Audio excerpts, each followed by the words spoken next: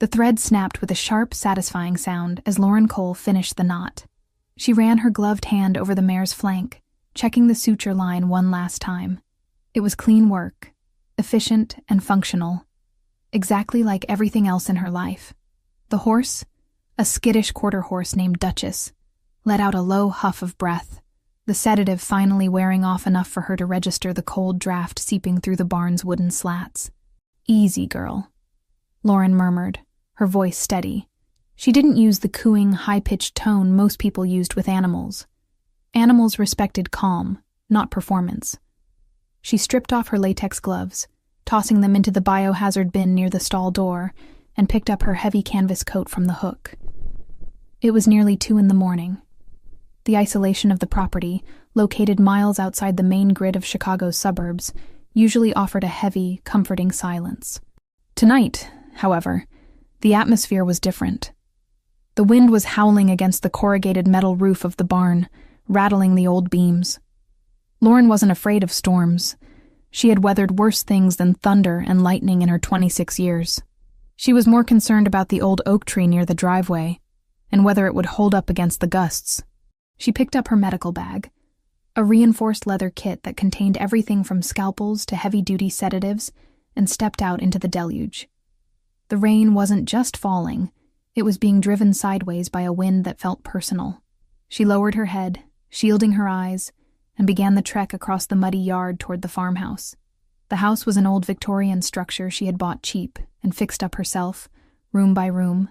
It stood alone in the dark, a single yellow light burning on the porch. Lauren was halfway to the porch steps when a sound tore through the rhythmic pounding of the wind. It wasn't thunder.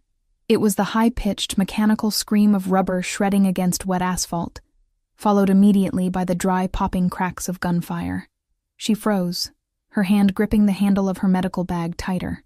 The sounds were coming from the county road that bordered her property, a road that saw maybe 3 cars a day. The screeching grew louder, closer, accompanied by the metallic crunch of a vehicle losing control. Headlights swept across the wet grass, blindingly bright and erratic. Lauren didn't scream. She didn't have time. She threw herself to the side, landing hard in the mud just as a massive black shape plowed through her white picket fence. The vehicle didn't stop there. With a sickening, earth-shaking boom, the car flew across the yard and slammed directly into the side of her house. The impact was so violent the ground beneath her vibrated. Wood splintered, glass shattered, and the groan of compromising structural beams echoed into the night. Then, silence returned, heavy and ominous, broken only by the hissing of a radiator and the relentless rain. Lauren pushed herself up, mud slicking her jeans. Her first instinct was to check the barn, but the crash had happened at the house. The living room wall was gone. In its place sat the rear end of a black sedan, swallowed halfway by her home. She didn't run away. She ran toward it. "Hello?" she shouted, her voice whipped away by the wind. She scrambled up the porch steps, ignoring the debris littering the wood. The front door was jammed, the frame twisted by the impact. She didn't waste time trying to force it. She went through the hole the car had made. Inside, the air was thick with drywall dust, and the acrid, stinging scent of gasoline. That smell triggered a primal alarm in her brain. Fire. If that tank sparked, the whole house would go up. She climbed over a pile of bricks that used to be her fireplace. The car, a heavy armored model that looked like a tank disguised as a luxury sedan, was wedged tight. The driver's side door was pinned against a fallen beam. Lauren dropped her bag and scrambled onto the hood of the car, looking through the shattered windshield. The driver was slumped over the wheel. He was unmoving. "Can you hear me?" Lauren yelled, using the flashlight from her phone to sweep the interior. No response. She moved to the passenger side, yanking the door open. It gave way with a heavy metallic groan. The interior lights flickered on, illuminating the wreckage. The airbags had deployed but were starting to deflate, revealing the man inside. He was big. That was her first thought. Even slumped over, his shoulders were broad, filling the seat. He was wearing a black suit, the jacket torn at the shoulder, the white shirt beneath soaked in crimson. It wasn't just from the crash. She saw the hole in the upholstery of the seat, then the dark spreading stain on his abdomen. He had been shot. Lauren's mind shifted gears instantly. The veterinarian vanished. The emergency responder took over. Anatomy was anatomy, and bleeding was bleeding. She reached across the console, her fingers searching for a pulse at his neck. His skin was hot, damp with sweat, but the pulse was there. Thready. Fast. But there. "We need to get you out," she muttered to herself. The smell of gasoline was getting stronger. A hiss from the engine block warned her that time was running out. She unbuckled his seatbelt. He slumped further, a dead weight. Lauren gritted her teeth. She braced her legs against the door frame, grabbed him by the lapels of his jacket, and pulled. He didn't budge. He was solid muscle and dead weight. "Come on," she hissed, adrenaline flooding her system. She adjusted her grip, wrapping her arms under his armpits. "Work with me." With a heave that strained every muscle in her back, she managed to drag him across the center console. His head lolled back, revealing a sharp jawline and blood trickling from a cut on his temple. She didn't stop to admire his bone structure. She pulled him out of the passenger door, his legs dragging over the gear shift, and let him drop onto the floor of her ruined living room. It wasn't far enough. The fumes were dizzying. She grabbed his ankles this time, dragging him across the hardwood floor, over the debris, toward the kitchen which was structurally intact. It was grueling work. Her boots slipped on the dust-covered floor, but she didn't stop until they were past the threshold of the kitchen. Just as she dropped his legs, a loud whoosh sounded behind them. She looked back to see flames licking up the side of the car, catching on the curtains she had sewn herself. The fire was small for now, but it would grow. She turned her attention back to the man. He was lying on his back, breathing in shallow, ragged gasps. Lauren knelt beside him, ripping her own coat off to clear her arms. She grabbed her medical bag, which she had instinctively dragged along with her, and snapped it open. She needed to assess the damage. She pulled a pair of trauma shears from the kit and cut through his expensive shirt, ripping the fabric open from the navel up to the sternum. The wound was ugly, a bullet entry wound on the lower left abdomen. No exit wound that she could see without rolling him over, which meant the bullet was still inside, likely nicking something vital. The blood was dark and flowing steadily, pooling on her clean kitchen tiles. "Okay," she breathed, her hands moving with practiced speed. "Pressure first." She grabbed a thick pad of sterile gauze from her bag and pressed it directly into the wound. The man groaned, a low guttural sound of pain, but his eyes remained closed.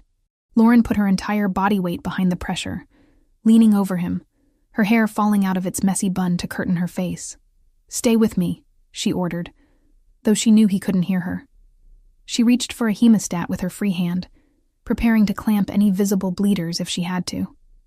This wasn't a sterile operating room, and he wasn't a horse, but the principles of stopping a leak were universal. She checked his face again. He was pale, the kind of gray-white that signaled shock.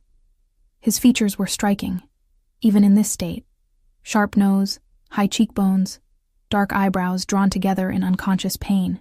He didn't look like the farmers or local mechanics she dealt with. He looked like the kind of trouble that came with a warning label. Thunder cracked directly overhead, shaking the house again. Or maybe it was the car settling into the foundation. The lights in the kitchen flickered and died, plunging them into semi-darkness, illuminated only by the fire starting to grow in the living room and the flashlight beam from her phone on the counter. Lauren didn't flinch. She kept her hands buried in the wound, feeling the warmth of his blood seeping through the gauze, coating her fingers. She checked her watch. Minutes matter, if the ambulance didn't come soon, but she hadn't called an ambulance. She realized with a jolt that in the chaos, she hadn't touched her phone except to use the light. She shifted her weight, reaching for the phone with one bloody hand while keeping pressure with the other. Suddenly, a hand clamped around her wrist. The grip was iron hard, shocking in its intensity. Lauren gasped, dropping the phone.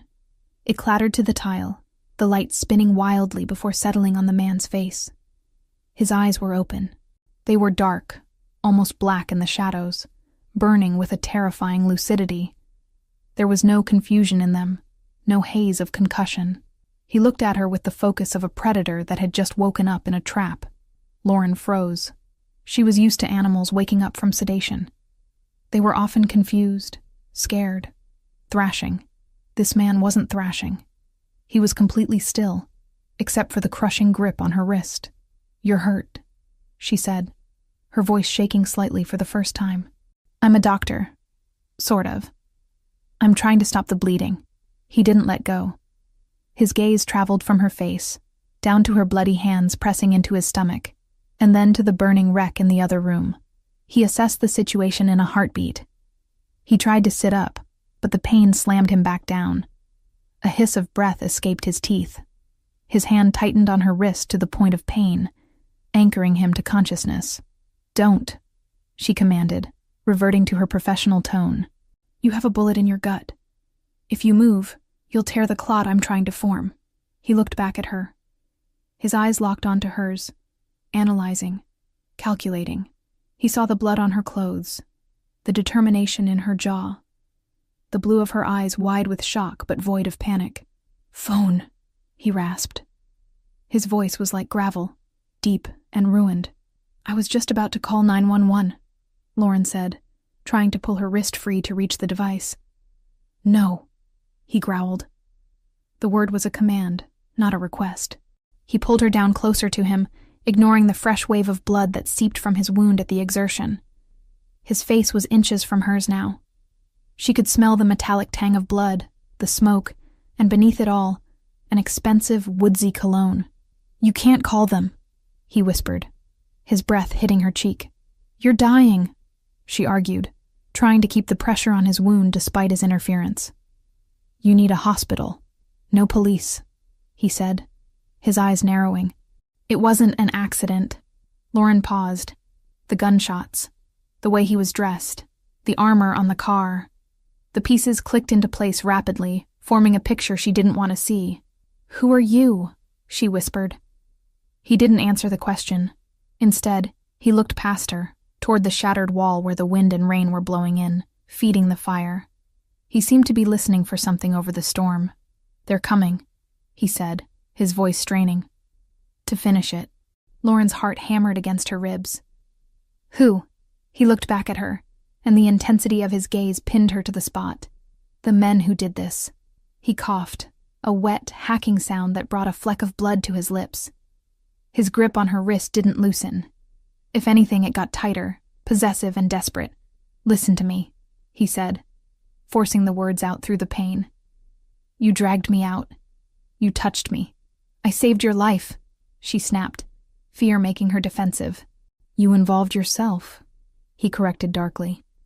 His thumb pressed into the pulse point of her wrist, feeling the rapid beat of her heart. "Use your head. If they find me here, if they find you here." He trailed off as the sound of another engine cut through the storm outside. It was distant, but getting closer. A heavy engine, moving slow, searching. The man's eyes widened slightly. He knew that sound. "Is there a back way?" he demanded. "What? Is there a back way?"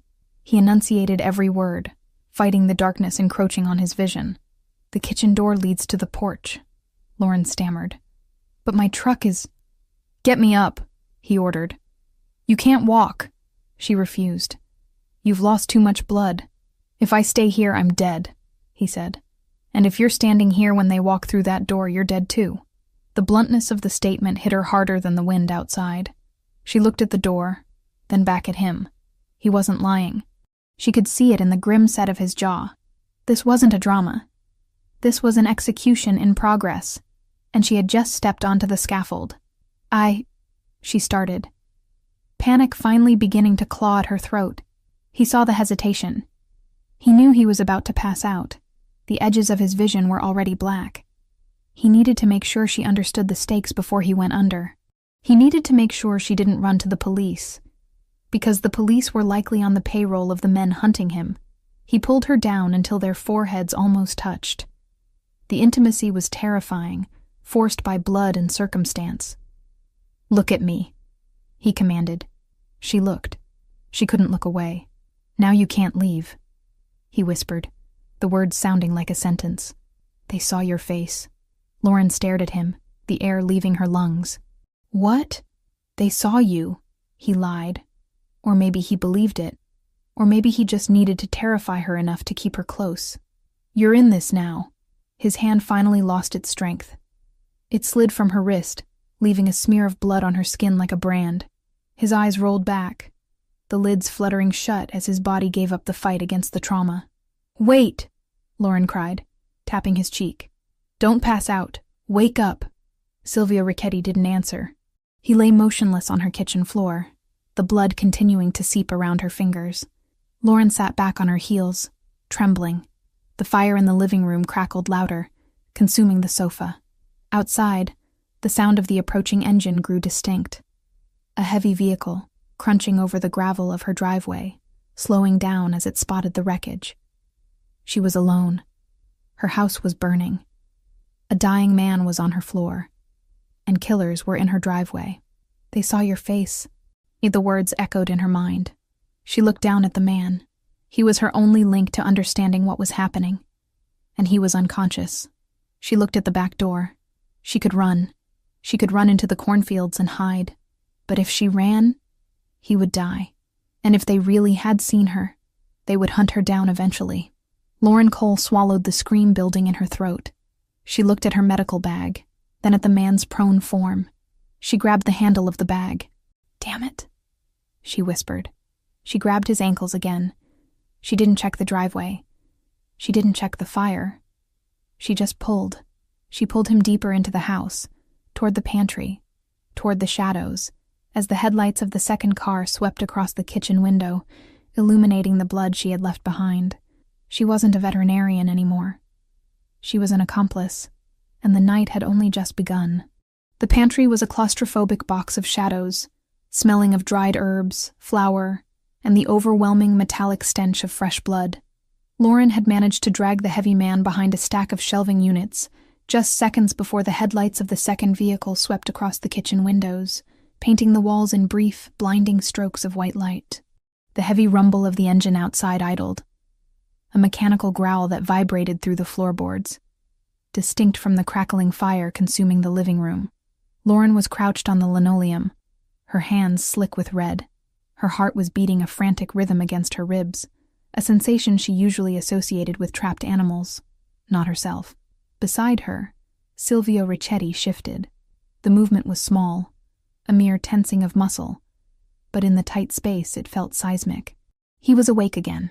The momentary lapse in consciousness had passed, replaced by a cold, terrifying lucidity that cut through his pain like a scalpel. He didn't groan. He didn't ask where he was. His dark brown eyes, now adjusted to the gloom, locked onto her face with an intensity that made the air feel thin. "How many?" he rasped. The sound was wet, broken, but the authority in it was intact. Lauren swallowed, her throat dry. "One car. Maybe a truck. I saw the lights." "They'll circle first," Silvio said. He tried to adjust his position, pressing a hand against the makeshift packing Lauren had shoved into his abdominal wound. His knuckles turned white. "They check the perimeter. Then they breach. We have 3 minutes, maybe 4.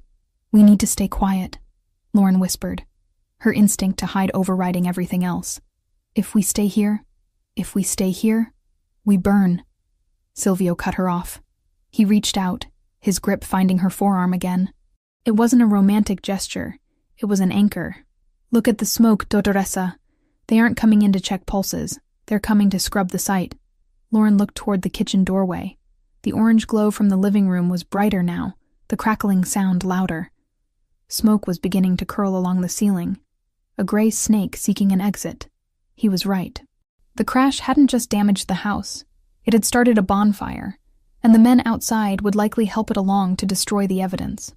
"My truck is out back," Lauren said, her mind finally engaging with the tactical reality. "It's old, but it runs. If we can get to the service road behind the barn—" "Go," Silvio commanded. He tried to push himself up, using the shelves for leverage. His face went ashen, sweat beading on his forehead, but he forced his body to obey. "Get the truck. Bring it to the back door." Lauren nodded, preparing to move. But then she froze. The realization hit her with the force of a physical blow. "The barn," she breathed. Silvio looked at her, his eyes narrowing. "What?" "The barn is right next to the house," Lauren said, her voice rising in panic. "If the house goes up, the wind will carry the sparks. The roof is old wood. It'll catch in minutes." "So let it catch," Silvio snapped, his patience fraying under the agony of his wound. "We are leaving. My patients are in there," Lauren hissed, turning back to him, her fear momentarily replaced by a fierce professional protectiveness. "I have 3 horses in the stalls. One is sedated. Duchess can't walk out on her own if the smoke gets thick. I have to open the gates." Silvio stared at her as if she were speaking a dead language. He was a man who traded in lives like currency, who understood sacrifice as a necessary component of business. "You want to go out there, in the open, with killers in the driveway, to save livestock?" "They aren't livestock to me," she said, her voice hard. "They're my responsibility. I won't leave them to burn alive. You die, they die anyway," he countered, his voice a low growl. "You step out that door, you're a target. Then I'll be quick." Lauren didn't wait for his permission. She wasn't one of his soldiers. She scrambled up, keeping low, and moved toward the back door of the kitchen. "Wait!" Silvio's voice was a strained bark, but she was already moving. She slipped out into the storm. The cold rain was a shock to her system, washing away the warmth of the house instantly. The wind was ferocious, whipping her hair across her face, blinding her. She stayed close to the siding of the house, moving in the shadows, her eyes darting toward the front of the property. She could see the silhouette of the second vehicle, a large SUV, idling near the wreckage of Silvio's car. 2 men were out, flashlights cutting through the rain, examining the crushed sedan. They were distracted, shouting to each other over the wind. Lauren sprinted. She crossed the muddy gap between the house and the barn, her boots slipping on the wet earth. She reached the heavy sliding door of the barn and heaved it open just enough to squeeze through. Inside, the smell of hay and warm animal bodies was a stark contrast to the chaos outside. The horses were already panicking. They could smell the smoke. Hooves kicked against wooden stalls, a rhythmic, terrified drumming. I know," Lauren whispered, rushing to the first stall. She didn't waste time with halters. She threw the bolt and swung the door wide. "Go, get out." She slapped the flank of the gelding, a big roan, and he bolted into the center aisle. She moved to the next. Duchess, the mare she had stitched up earlier. She was groggy, stumbling as the noise frightened her. Lauren grabbed her mane, pulling her forward, guiding her out of the stall. "Come on, Mama," she urged. "Move." She got Duchess into the aisle and ran to the back of the barn, throwing open the large rear doors that led to the open pasture. The wind howled in, but it was the path to safety. She shooed the horses out, watching them gallop into the darkness, away from the fire, away from the men. Safe. She turned to leave, but a beam of light cut through the cracks in the barn wall. The men were moving. They were coming toward the house. Lauren dropped to a crouch. She had to get back to Silvio. She had to get the truck. But the path back to the house was now exposed. Back in the kitchen, Silvio Ricchetti had managed to drag himself into a sitting position against the cabinets. The pain was a living thing, tearing at his side with every breath, but he pushed it down into a dark corner of his mind. He checked his jacket. His primary weapon was gone, lost in the crash. He reached down to his ankle holster. Empty. He cursed silently in Italian. The impact must have torn it loose. He looked around the kitchen. Knives. He could use a knife. It was sloppy, close-range work, and in his condition, he'd lose a wrestling match, but he could maybe take one with him. Then he saw it. Under the debris of the table, half hidden by a fallen chair, was the glint of black metal, his spare piece. A compact 9mm he kept in the glove box. It must have been thrown clear when the dashboard shattered. He crawled toward it. The movement cost him dearly. Black spots danced in his vision, and he felt the warm gush of fresh blood soaking the bandage Lauren had applied. He gritted his teeth, sweat stinging his eyes, and reached out. His fingers closed around the cold, textured grip of the gun. It felt like shaking hands with an old friend. He checked the magazine. Full. Chambered. He heard the back door open. He raised the weapon instantly, leveling it at the shadow entering the room. "It's me!" Lauren gasped, throwing her hands up as she slid inside, dripping wet and shivering. Silvio didn't lower the gun immediately. He tracked her movement, ensuring no one was behind her. When the door clicked shut, he let the barrel drop. "The horses?" he asked. There was no mockery in his voice now. He had watched her run through the rain from the window. He had seen the risk she took. It was stupid, reckless, and undeniably brave. It told him everything he needed to know about her. She didn't panic, she acted. And she protected what was hers. "Out," she panted, wiping rain from her eyes. "They're safe."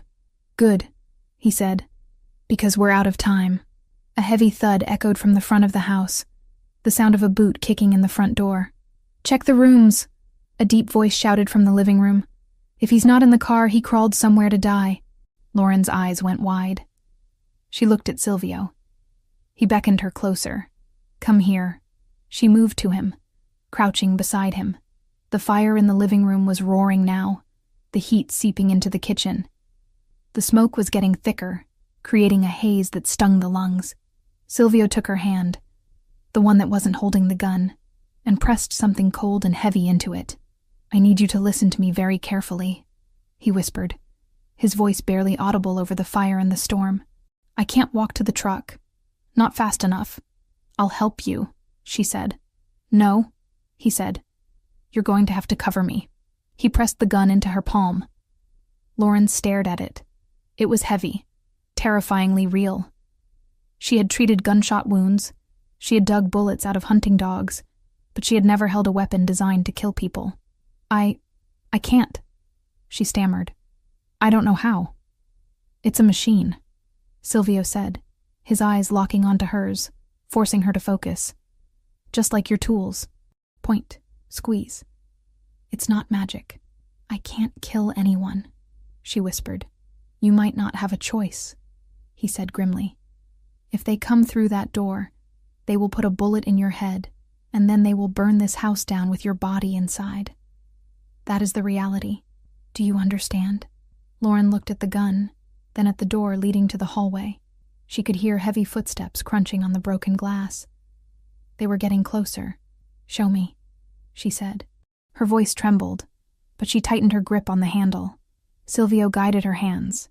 He ignored the pain in his gut, focusing entirely on her. His large, rough hands covered hers, adjusting her grip. "Thumbs forward," he instructed, his voice low and steady in her ear. "Don't cross them behind the slide or it'll take your skin off. Finger off the trigger until you are ready to destroy what is in front of you." He moved her finger to the frame of the gun. "There is no safety on this model," he said. "The safety is your brain. Do not point it at anything you want to keep breathing." The footsteps stopped just outside the kitchen. A shadow fell across the slice of light on the floor. "Marco?" A voice called out. "Kitchen is clear? Checking it now." Another voice replied. Closer. Silvio looked at Lauren. He saw the terror in her blue eyes, but he also saw the steel spine that had made her run into a storm to save a horse. "We go out the back," he whispered. "I'll take the lead. If I fall, you don't stop. You get to the truck, you drive, and you don't look back." "I'm not leaving you," she said. It wasn't a romantic declaration. It was a statement of fact. She hadn't saved him from the crash just to let him die on her kitchen floor. Silvio felt a strange sensation in his chest that had nothing to do with the bullet wound. He nodded once. "Help me up." Lauren hooked her arm under his uninjured side. She gritted her teeth and heaved. Silvio groaned, a sound torn from the depths of his agony, as he forced his legs to take his weight. He leaned heavily on her, his breathing jagged.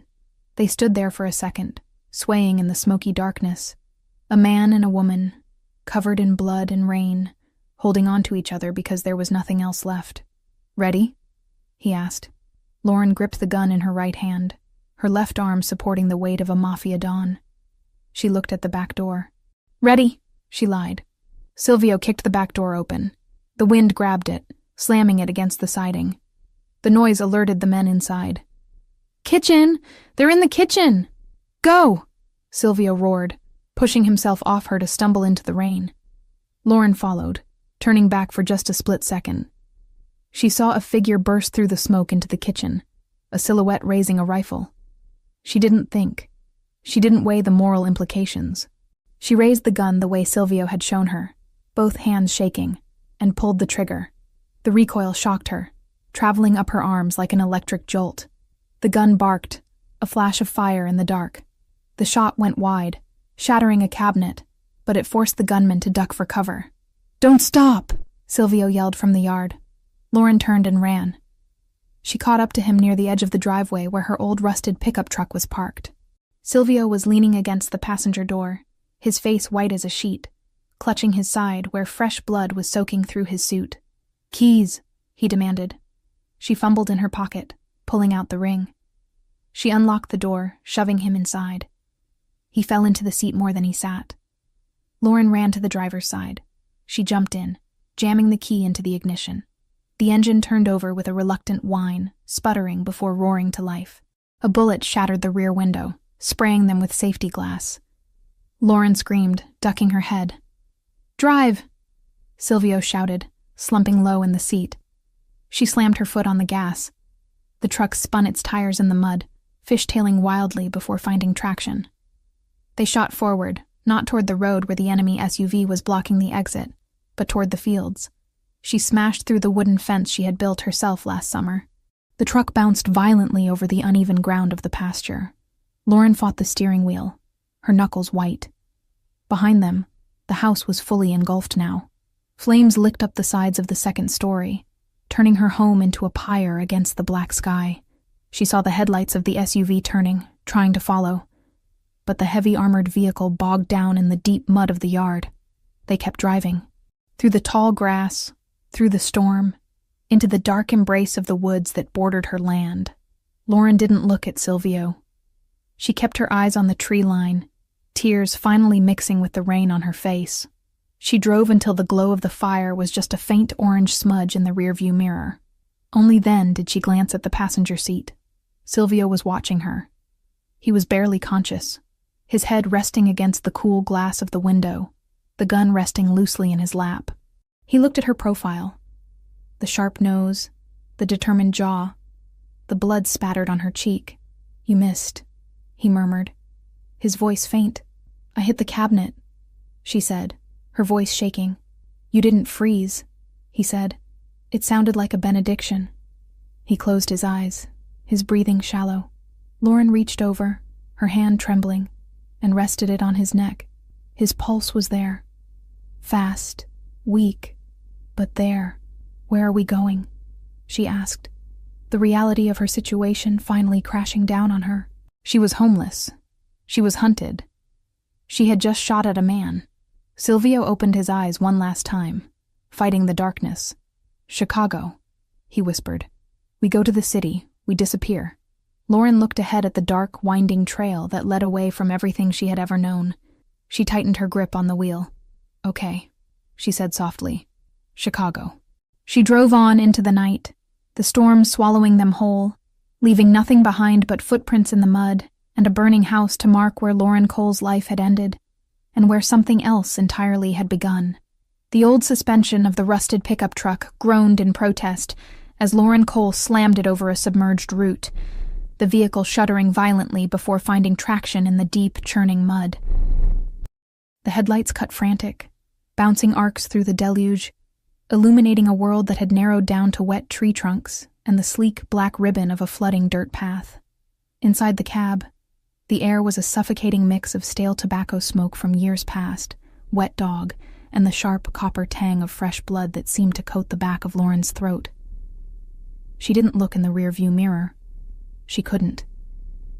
If she looked, she knew she would see the orange glow that had already stained the low-hanging clouds behind them. She would see the pyre of everything she had built, the Victorian farmhouse she had sanded by hand, the clinic where she had saved countless animals, the photos of her parents on the mantel. It was all being consumed, fed by the gasoline of a hit squad and the uncaring fury of the storm. "Keep your eyes forward." Silvio Ricchetti's voice was a rough scrape against the silence, barely audible over the roaring engine and the rain hammering the metal roof. "I know where I'm going," Lauren snapped, her voice tight and trembling with a rage she hadn't known she possessed. She wrestled the steering wheel as the truck hydroplaned slightly on a patch of slick clay. She corrected the skid with a muscle memory born of a lifetime on these back roads. This trail cuts through the state forest. It dumps out onto the old highway near the quarry. They won't follow us here. Their heavy SUVs will bottom out within a mile. Silvio didn't answer immediately. He was slumped against the passenger door, his left hand pressing a wad of napkins. Grabbed from the glove box in a moment of desperation. Against his side. The blood was soaking through them, dark and heavy. His face was a mask of concentration, his jaw clenched so hard a muscle feathered beneath his ear. He wasn't looking at the road. He was looking at her. He watched the way her hands, white-knuckled and stained with his blood, gripped the wheel. He saw the tears she refused to shed, tracking through the soot on her cheek. Most civilians would be screaming by now. They would be hysterical, freezing up, or begging for an explanation. Lauren Cole was doing none of those things. She was driving like a getaway pilot, calculating angles and traction, her mind evidently compartmentalizing the trauma in real time. "You're bleeding through," she said, glancing at him for a fraction of a second before returning her gaze to the treacherous path. "We need to stop and repack that wound." "No stopping." Silvio gritted out, closing his eyes as the truck hit another pothole that sent a jolt of agony up his spine. "Distance is the only medicine right now." "How far to the highway?" 10 miles of this, then pavement," she replied. "But we can't just drive this truck into the city. It's registered to me. If they know who I am." "They know," Silvio confirmed, the coldness of his tone chilling her more than the draft coming through the window seals. "They ran the plates on your car before they even breached the house. They know your name, your social security number, where you went to veterinary school. By morning, your bank accounts will be flagged." Lauren felt a hollow pit open in her stomach. "So I'm just gone? Erased? You're alive," Silvio said. "That's the only metric that matters tonight." He shifted, reaching into the inside pocket of his ruined suit jacket. His movements were slow, labored, like moving through water. He produced a small, nondescript black phone. It wasn't the smartphone she had seen him smash earlier. This was a burner, old school, plastic, and cheap. He flipped it open, the small blue screen illuminating his harsh features. He dialed a number from memory, his thumb leaving a bloody print on the keypad. He held it to his ear, waiting. Lauren slowed the truck slightly as they approached a sharp bend where the creek had overflowed. She navigated the water carefully, the engine whining as the exhaust pipe dipped perilously close to the surface. "It's me," Silvio said into the phone. He spoke English, but the cadence was clipped, coded. The shipment was compromised, total loss. A pause. Lauren strained to hear the voice on the other end, but it was just a tinny murmur. "No," Silvio continued, his eyes opening to stare at the rain-streaked windshield. "I'm initiating the ghost protocol. Do not send a retrieval team to the primary site. It's burned. The asset is compromised." He looked at Lauren when he said asset. She tightened her grip on the wheel. "I need a clean extraction," he said. "Drop Point Bravo. The old motel off Route 41. Leave the keys in the exhaust pipe of the gray sedan. Make sure it's the sedan, Enzo." Nothing flashy. Another pause. Silvio listened, his expression darkening. "I don't care who is asking," he growled, a flash of the dangerous power returning to his voice despite his injury. "As far as the family is concerned, I died in that crash. Let Marco think he won. Let him get comfortable in my chair. I want total radio silence until I'm inside the city." He snapped the phone shut and dropped it into the cup holder. The silence that filled the cab afterwards was heavy with unspoken implications. "Ghost protocol?" Lauren asked, her voice flat. "If they think I'm dead, they stop hunting," Silvio explained, shifting his weight to alleviate the pressure on his abdomen. "They relax. They make mistakes. It buys us time." "Us," Lauren repeated. "You mean it buys you time? I'm just the collateral damage." Silvio turned his head, looking at her fully. The dashboard lights cast deep shadows across his face, emphasizing the sharp angles of his cheekbones and the intensity of his dark brown eyes. "You aren't collateral anymore, Dottoressa. You saved my life twice in 1 hour. That makes you an investment." "I'm a veterinarian," she corrected, swerving to avoid a fallen branch. "And I just lost everything because you couldn't keep your car on the road. I didn't crash because of bad driving," he murmured, his voice growing weaker as the adrenaline began to ebb, leaving only the shock. Brake lines were cut, bullet to the rear tire. It was precise. Lauren didn't respond. She was thinking about the horses. They were out in the pasture, scared and wet, but alive. Duchess would find the neighbor's barn. She was smart. The fire department would come eventually, but there would be nothing left to save of the house. She thought about her grandmother's quilt on the bed upstairs. Gone. Her diploma on the wall. Gone. She forced the thoughts away. Panic was a luxury she couldn't afford. She had a dying man in her passenger seat and a target on her back. "We're coming up on the highway," she announced. The trees were thinning out, replaced by the jagged silhouette of the old quarry fencing. "The motel is about 5 miles south." "Good," Silvio breathed. He was paler now, his skin taking on a waxy sheen. "Park around the back. Avoid the cameras in the lobby." "You need a hospital," Lauren said again, frustration bubbling up. "I can't stitch a gut wound with a first aid kit and a bottle of vodka." "You'll have better than that," Silvio muttered, his eyes fluttering shut. "Just get us to the car." The transition from the dirt path to the asphalt of the highway felt jarringly smooth. Lauren accelerated, the truck's engine roaring as she pushed it to its limit. The road was empty, a desolate stretch of wet blacktop under the storm.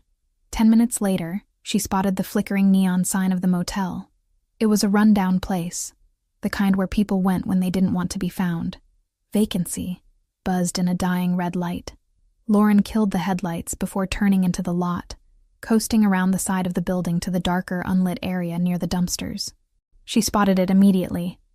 A nondescript gray sedan parked in the shadows, unassuming and common. She put the truck in park and killed the engine.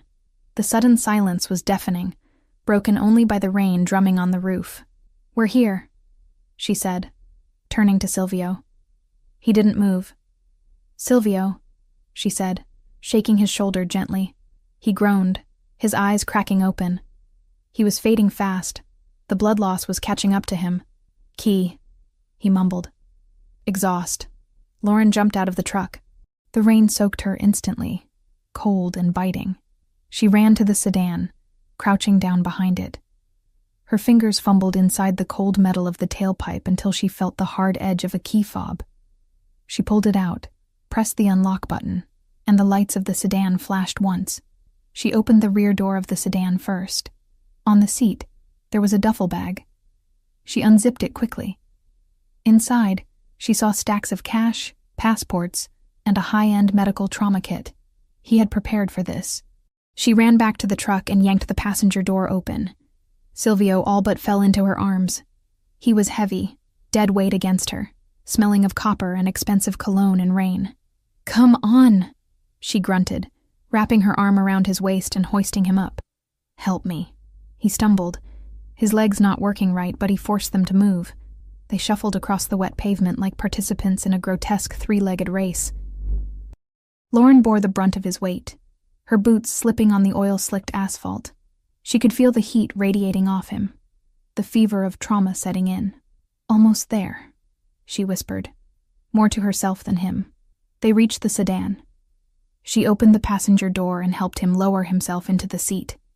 He let out a sharp hiss of breath as he settled, his hand immediately going back to the wound.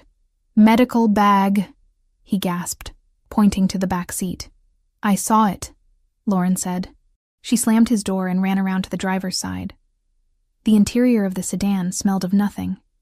It was sterile, new leather, and that generic new car scent. It felt alien compared to the earthy, lived-in smell of her truck. She started the car. The engine purred to life, silent and powerful. "My truck," Lauren said, looking at her faithful old vehicle abandoned next to a dumpster. "It's going to lead them right here." "Enzo will take care of it," Silvio murmured, his head leaning back against the headrest. He was fighting to stay awake, fighting to maintain command. "He's watching. He'll torch it and move it before the sun comes up."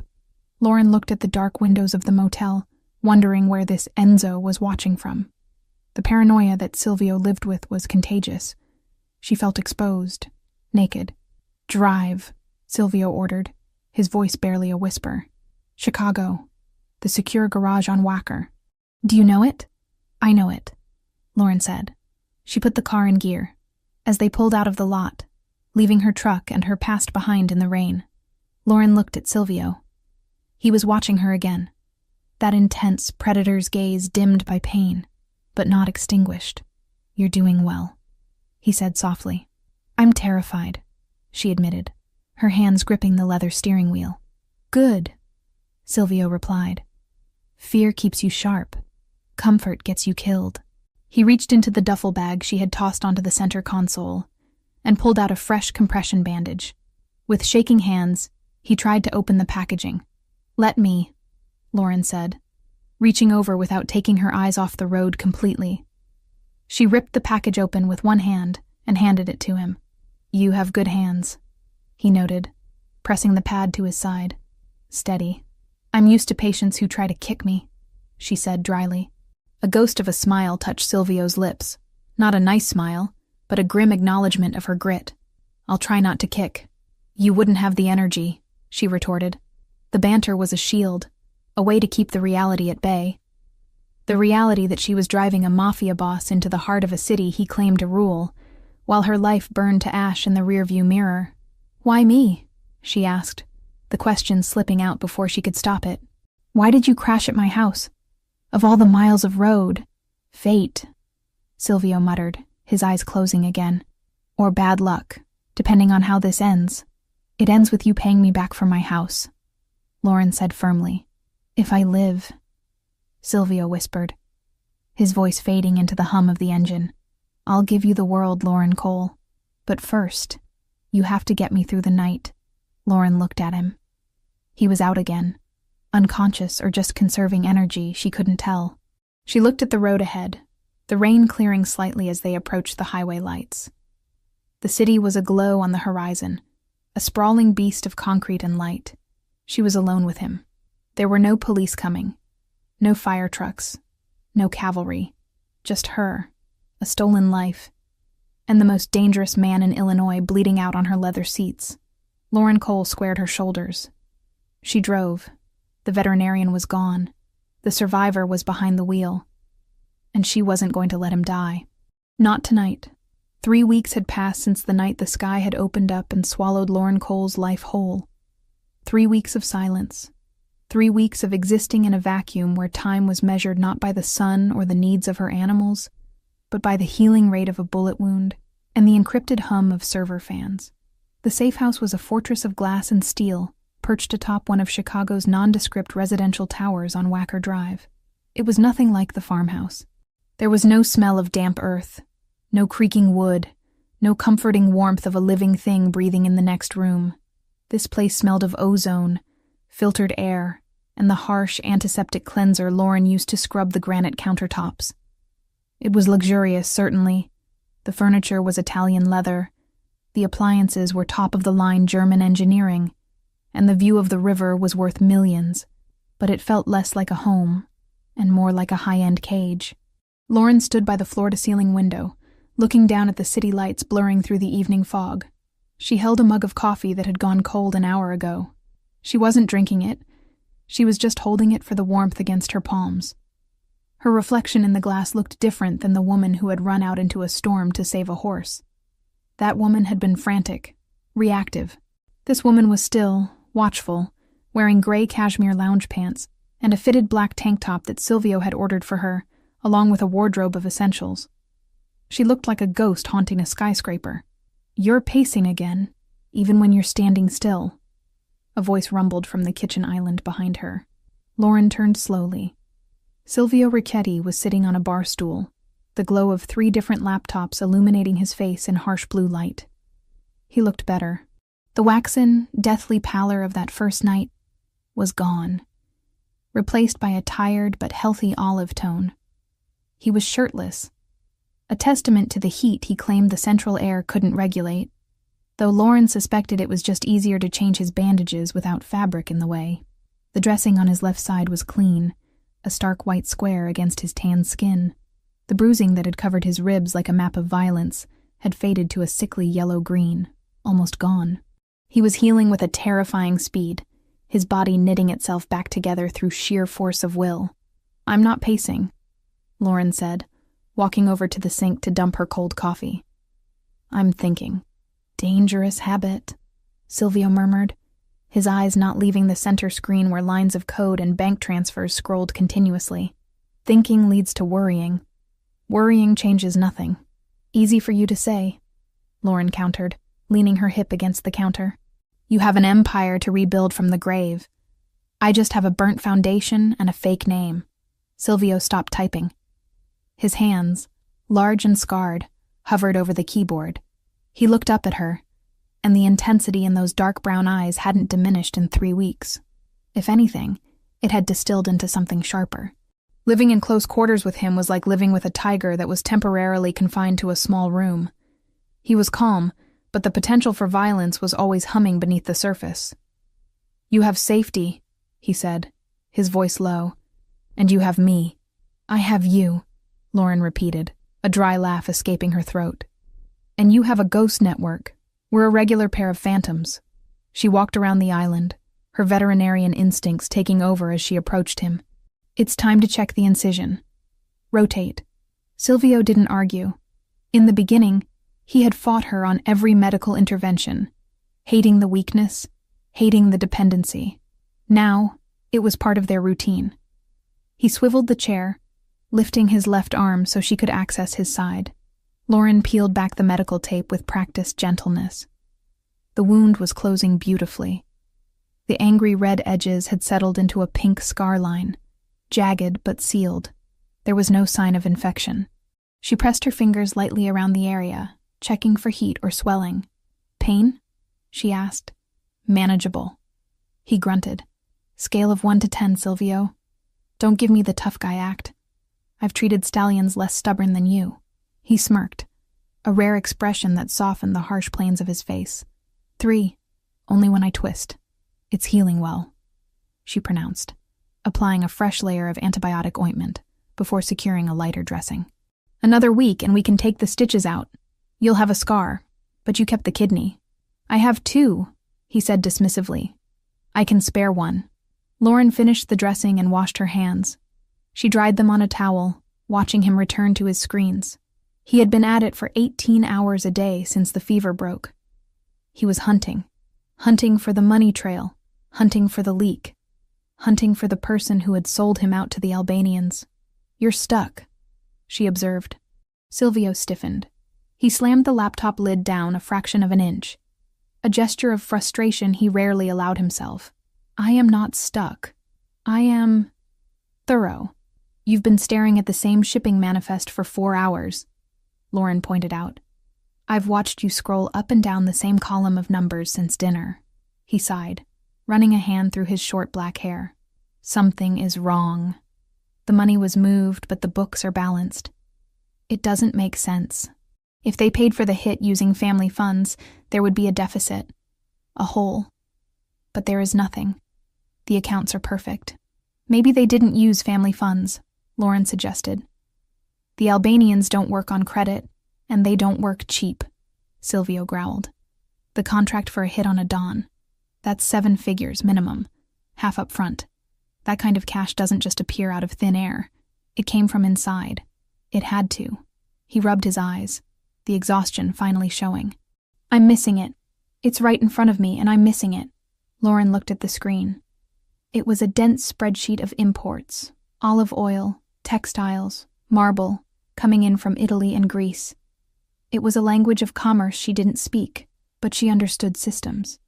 Biology was a system. A healthy body was a balanced ledger. Illness was a deficit or a chaotic surplus. "Move over," she said. Silvio looked at her, his eyebrow arching. "Excuse me?" "Move over," she repeated, nudging his shoulder. "Let me look. Lauren, this isn't a medical chart. These are laundering fronts for international shipping logistics. It's complicated.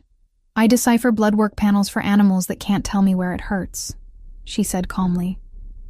"And I ran a business for 5 years. Math is math, Silvio. Sometimes you need fresh eyes. You're looking for what you expect to see. I don't know enough to have expectations. He hesitated, then slowly slid the stool over, giving her space. It was a massive concession of territory. He was letting her into the inner sanctum of his operation. Lauren stood next to him, leaning over the keyboard. She could smell him. Soap, musk, and the faint medicinal scent of the ointment. She focused on the screen. "Okay," she said, squinting at the rows. "Explain the baseline." "What is normal? Column A is the declared value of the shipment," Silvio explained, pointing a long finger at the screen. "Column B is the insurance valuation. Column C is the actual tax paid upon entry." Lauren scanned the numbers. They matched. It was boringly perfect. "And these dates?" she asked, pointing to the timestamps. "Arrival dates at the port of Newark." Lauren scrolled down. Hundreds of entries. Thousands of tons of cargo. It was dizzying. But as she scrolled, her brain started to pick up a rhythm. It was like listening to a heartbeat. Lub-dub, lub-dub, lub-dub. And then a skip. "Stop," she said. "What?" "Scroll back up. 2 months ago. The shipment of ceramic tiles." Silvio scrolled up. "What about it?" "Look at the weight," she said. "It's listed as 4,000 pounds. The tax is calculated for 4,000 pounds. But look at the fuel surcharge on the trucking invoice in column F." Silvio squinted. "It's standard." "No, it's not," Lauren corrected. "I have a truck. I haul trailers. I know fuel consumption. The surcharge here is for a load that weighs significantly less. If they were hauling 4,000 pounds of tile, the fuel cost would be 20% higher for that distance." Silvio went still. He leaned in closer, his shoulder brushing hers. "Are you saying the container was light?" "I'm saying the container was empty," Lauren said, "or filled with styrofoam. They declared the value, they paid the tax to make it look legitimate, but they didn't ship the product, which means they pocketed the overhead." Silvio finished, his voice dropping to a dangerous whisper. "The cost of the goods. If you don't buy the marble, but you bill the company for it, you keep the purchase price," Lauren said. "How much is a container of marble?" $50,000, Silvio said. He began typing furiously now, his fingers flying across the keys. "If they did this once a week for a year..." "Ghost shipments," Lauren murmured. "It looks like business as usual on the tax forms, but the money for the product goes into a black hole." Silvio pulled up a new window, cross-referencing the shipping manifests with the trucking logs. He filtered by the specific fuel discrepancy Lauren had noticed. The screen filled with red highlights. "God," Silvio breathed. "It's everywhere. Small amounts. A few thousand here, a few thousand there. Siphoned off over 3 years. It's millions. They've been bleeding me dry for 3 years." "Who signs off on the trucking invoices?" Lauren asked. "That's the choke point. Someone has to approve the lower fuel bill while the main ledger shows the full weight." Silvio didn't answer immediately. He stared at the screen, his face hardening into a mask of stone. He clicked on the digital signature at the bottom of the invoice. A name appeared. G. Moretti. "Who is G. Moretti?" Lauren asked. "Nobody," Silvio said. "A low-level dock foreman.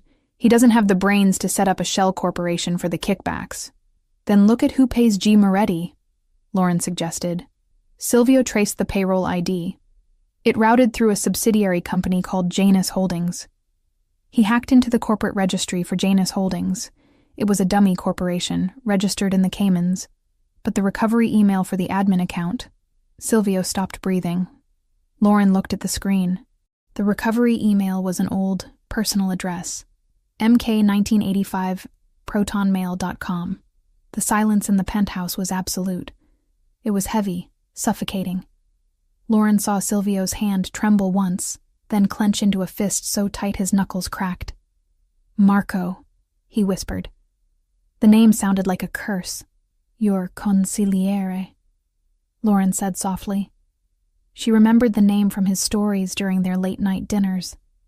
The man he called brother. The man who had stood beside him at his father's funeral. Silvio stood up abruptly. The chair skidded back across the hardwood floor with a harsh screech. He walked to the window, placing his hands against the glass, leaning his forehead against the cool surface. He sat at my table, Silvio said, his voice hollow. He poured wine for my mother. He carried my sister's casket. Lauren didn't move. She knew better than to offer platitudes. This wasn't a boo-boo she could kiss better. This was a knife in the back, twisted by the one person supposed to guard it. He's stealing from the family to pay for the bullets to kill me, Silvio said, turning around. His eyes were dry, but they were burning with a cold, terrifying fire. He didn't just want me dead, Lauren. He wanted the throne. He's been building a war chest for years. He thinks you're dead, Lauren reminded him. He thinks he's won. He has, Silvio said. He's dissolving the loyalist factions right now. I saw the memos. He's restructuring. He's clearing house. He looked at Lauren. I have to kill him. It wasn't a question. It wasn't a debate. It was a statement of physics. Gravity makes things fall. Betrayal makes men die. I know, Lauren said. She didn't flinch. 3 weeks ago, the thought of murder would have sickened her. Now, after living in the shadow of this man, after seeing the scars on his body and the burden he carried, she understood the brutal logic of his world. If Marco lived, Silvio died. And if Silvio died, she was dead too. Silvio looked at her, really looked at her. He saw the acceptance in her eyes. She wasn't judging him. She wasn't terrified of the monster he was about to become. She had helped him find the monster. He walked back to the island, closing the distance between them. He stopped inches from her. The heat of his body was palpable. You found what I couldn't, he said softly. You saw the pattern. I look for the things that don't fit, she said. He reached out, his hand cupping her cheek. His thumb brushed over her cheekbone, rough skin against soft. It was the most intimate contact they had shared since the crash, charged with electricity. I told you to leave, he whispered. That night at the motel, I told you to run. I don't run, Lauren said, leaning slightly into his touch, her heart hammering against her ribs. No, Silvio murmured, his thumb tracing the line of her jaw. You don't. You stay. You fight. He dropped his hand, stepping back as if the contact burned him. He couldn't afford to be soft now. He needed to be sharp. He needed to be the weapon she had saved. Marco is hosting the Unity Gala on Saturday, Silvio said, his voice shifting back to business, though his eyes lingered on her lips for a fraction of a second too long. It's a charity ball. All the families will be there. The Russians, the Irish, the cartel representatives. He's going to use it to announce his succession. He's going to announce he's the new Don, Lauren clarified. Yes, in front of everyone. It's the perfect stage. Silvio walked back to the laptops. He began typing again, but the rhythm was different now. It was faster, aggressive. He wasn't searching anymore. He was executing. If he wants a stage, Silvio said, a dark, predatory smile curving his lips, we will give him a show. He looked up at Lauren. Can you wear a wire? Lauren straightened her spine. The vet in her was gone. The victim was gone. I can do better than that, she said. I can get close to him. He doesn't know my face. You said it yourself, I'm a ghost. It's dangerous, Silvio warned. If he suspects, he won't, Lauren said. Because he's looking for a Mafia soldier. He's not looking for a woman in a ball gown. Silvio stared at her for a long moment. He saw the steel in her. He realized then that he hadn't just saved her from the fire. She was the fire. Saturday, Silvio said. We take it all back. Saturday, Lauren agreed. She reached for his empty coffee mug. I'll make a fresh pot. It's going to be a long night. As she walked to the espresso machine, Silvio watched her. He had lost a brother today. But as he watched Lauren move through his kitchen with the confidence of a queen in exile, he knew he had gained something far more dangerous. He turned back to the screen, the reflection of the city lights dancing in his eyes, and began to write the script for his resurrection. Saturday morning in the penthouse on Wacker Drive did not bring sunlight or relaxation. It brought the heavy, suffocating tension of a battlefield in the moments before the first cannon fire. The floor-to-ceiling windows were obscured by heavy blackout curtains, turning the sprawling living space into a dimly lit command center. Maps of the Drake Hotel, blueprints of the ballroom, and lists of security rotations plastered the glass walls of Silvio's office, taped up with reckless precision. Silvio stood before the display, a stark contrast to the wounded man Lauren had dragged from the wreck 3 weeks ago. He was dressed in dark trousers and a fitted charcoal sweater that emphasized the breadth of his shoulders. He moved with a predator's grace, the stiffness in his left side barely noticeable now, betrayed only by the way he occasionally shifted his weight to his right leg when standing still for too long. Lauren watched him from the doorway. She held a tablet in her hand, reviewing the guest list for the Unity Gala for the 100th time. "Marco has doubled the security at the service entrances," Silvio said, his voice rough with lack of sleep. He traced a line on the blueprint with a marker. "He's expecting a hit squad. He's expecting me to send a team of shooters through the kitchen or the loading dock. He's pulled men from the perimeter to fortify the back of the house, which leaves the front door exposed," Lauren noted, stepping into the room. "The front door is a choke point," Silvio countered without turning. "Metal detectors, facial recognition, and a phalanx of his personal guard. You can't walk a gun through the front door." "We aren't walking guns in," Lauren reminded him. "We're walking us in. The weapons are already inside, thanks to Enzo." Silvio finally turned to look at her. His expression was grim. "The plan has too many variables, Lauren. Enzo planted the pieces in the ventilation ducts 2 days ago, yes. But retrieving them requires time we might not have, and it requires you to be on the floor. We've been over this," she said, her voice steady. "I'm the only one who can do it." "I have men," Silvio growled, stepping closer, the air between them charged with the familiar friction of their arguments. "I have loyalists who would die to take this shot." "Marco knows you're loyalists," Lauren argued, not backing down. "He knows their faces. He knows their wives' names. He knows how they walk. If any of them step foot in that ballroom, they'll be marked before they reach the bar. But me? Who am I, Silvio? To Marco, I don't exist. I'm a variable he hasn't accounted for." Silvio stopped inches from her. He looked down, his dark brown eyes searching her face for any sign of hesitation. He found none. The veterinarian from the countryside had been forged into something harder in the crucible of this penthouse. She stood with her chin raised, her blue eyes clear and defiant. "You are not a soldier," he said softly, the words sounding more like a plea than an accusation. "If things go wrong, if the shooting starts before we are ready, you don't have the training to clear the room. Then don't let things go wrong," she challenged. "You're the strategist. I'm just the distraction." Silvio clenched his jaw, the muscles feathering. He hated this. He hated that she was right. Strategically, she was the perfect asset. Invisible, unsuspected, intelligent. Emotionally, the idea of placing her within arm's reach of Marco, the man who had killed his brother in spirit and tried to kill him in flesh, made his blood run cold. But they were out of options. The gala was tonight. If they missed this window, Marco would solidify his power, and Silvio would be hunted until his luck ran out.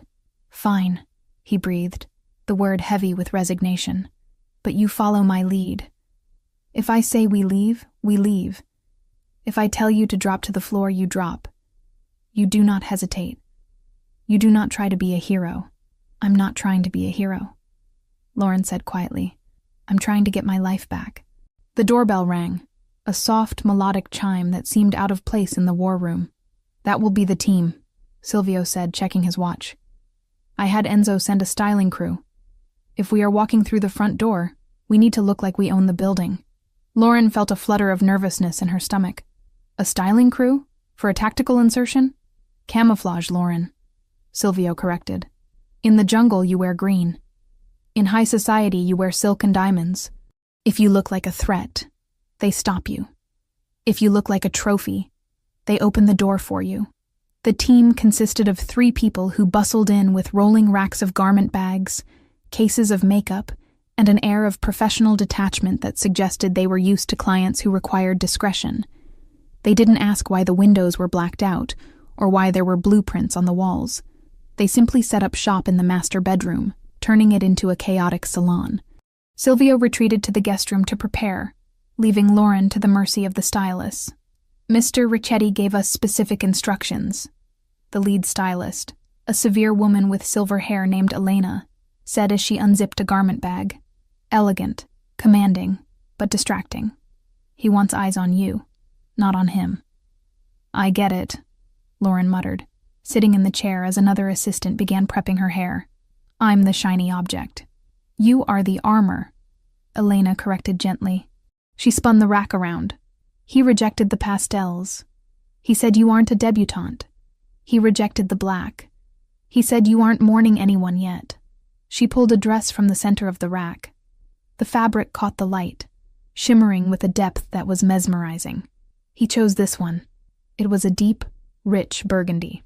Not bright red, not purple, but the color of expensive wine or oxygenated blood. It was made of heavy silk satin that looked like liquid. Lauren stood up and touched the fabric. It was cool and smooth. It's intense. It's power, Elena said. Try it on. The transformation took 2 hours. Lauren watched in the mirror as the country vet disappeared. Her sun-bleached hair was smoothed into glossy Hollywood waves that cascaded over one shoulder. Her makeup was applied with architectural precision, contouring that sharpened her cheekbones, a smoky eye that made the blue of her irises pop with startling intensity, and a lip color that matched the deep wine of the dress. But it was the dress itself that changed her. When she stepped into it, the silk molded to her body like a second skin. It had a high neck in the front, deceptively modest. But when she turned, the back plunged dangerously low, exposing her spine down to the curve of her waist. It was elegant, fatal, and undeniably bold. It didn't ask for attention. It demanded it. Lauren looked at herself in the full-length mirror. She didn't recognize the woman staring back. This woman looked capable of murder. This woman looked like she belonged at the right hand of a devil. Perfect. Elena whispered, stepping back. Wait here. I'll tell him you're ready. The stylist packed up with efficient speed and left the apartment, leaving a lingering scent of hairspray and expensive powder. The silence returned, but it felt different now. It was the silence of a held breath. Lauren walked out of the bedroom and into the expansive living area. The lights had been dimmed for the evening. Silvio was waiting for her by the window, his back to her. He was wearing a tuxedo. It was cut to perfection, accommodating the holster he undoubtedly wore beneath the jacket. He looked broad, imposing, and devastatingly handsome, in the way a thunderstorm is beautiful, dark, powerful, and dangerous to be near. Silvio, she said softly. He turned. For a moment he didn't breathe. He didn't speak. He just looked at her. His gaze traveled from the hem of the burgundy gown, up the fluid line of her body, lingering on the exposed skin of her arms, and finally resting on her face. It wasn't just desire in his eyes, though there was plenty of that, a raw, burning hunger that made Lauren's knees weak. It was reverence. It was the look of a man seeing a weapon he hadn't realized was loaded. He walked toward her, his movements slow, deliberate. He stopped a foot away, afraid to touch her, afraid to break the image. I thought I knew what you looked like, he murmured, his voice husky. I was wrong. Is it too much? Lauren asked, feeling suddenly exposed despite the high neckline. The color is a warning, Silvio said. It tells them exactly what you are. And what am I? Dangerous, he whispered. He reached into his pocket and pulled out a long velvet box. He didn't hand it to her. He opened it. Inside lay a necklace that made the breath catch in her throat. It was a string of rubies, dark and pigeon blood red, set in heavy platinum with diamonds scattered like stars between them.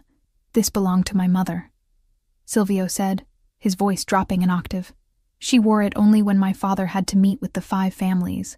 It was her way of showing them that the Ricchettis did not bow.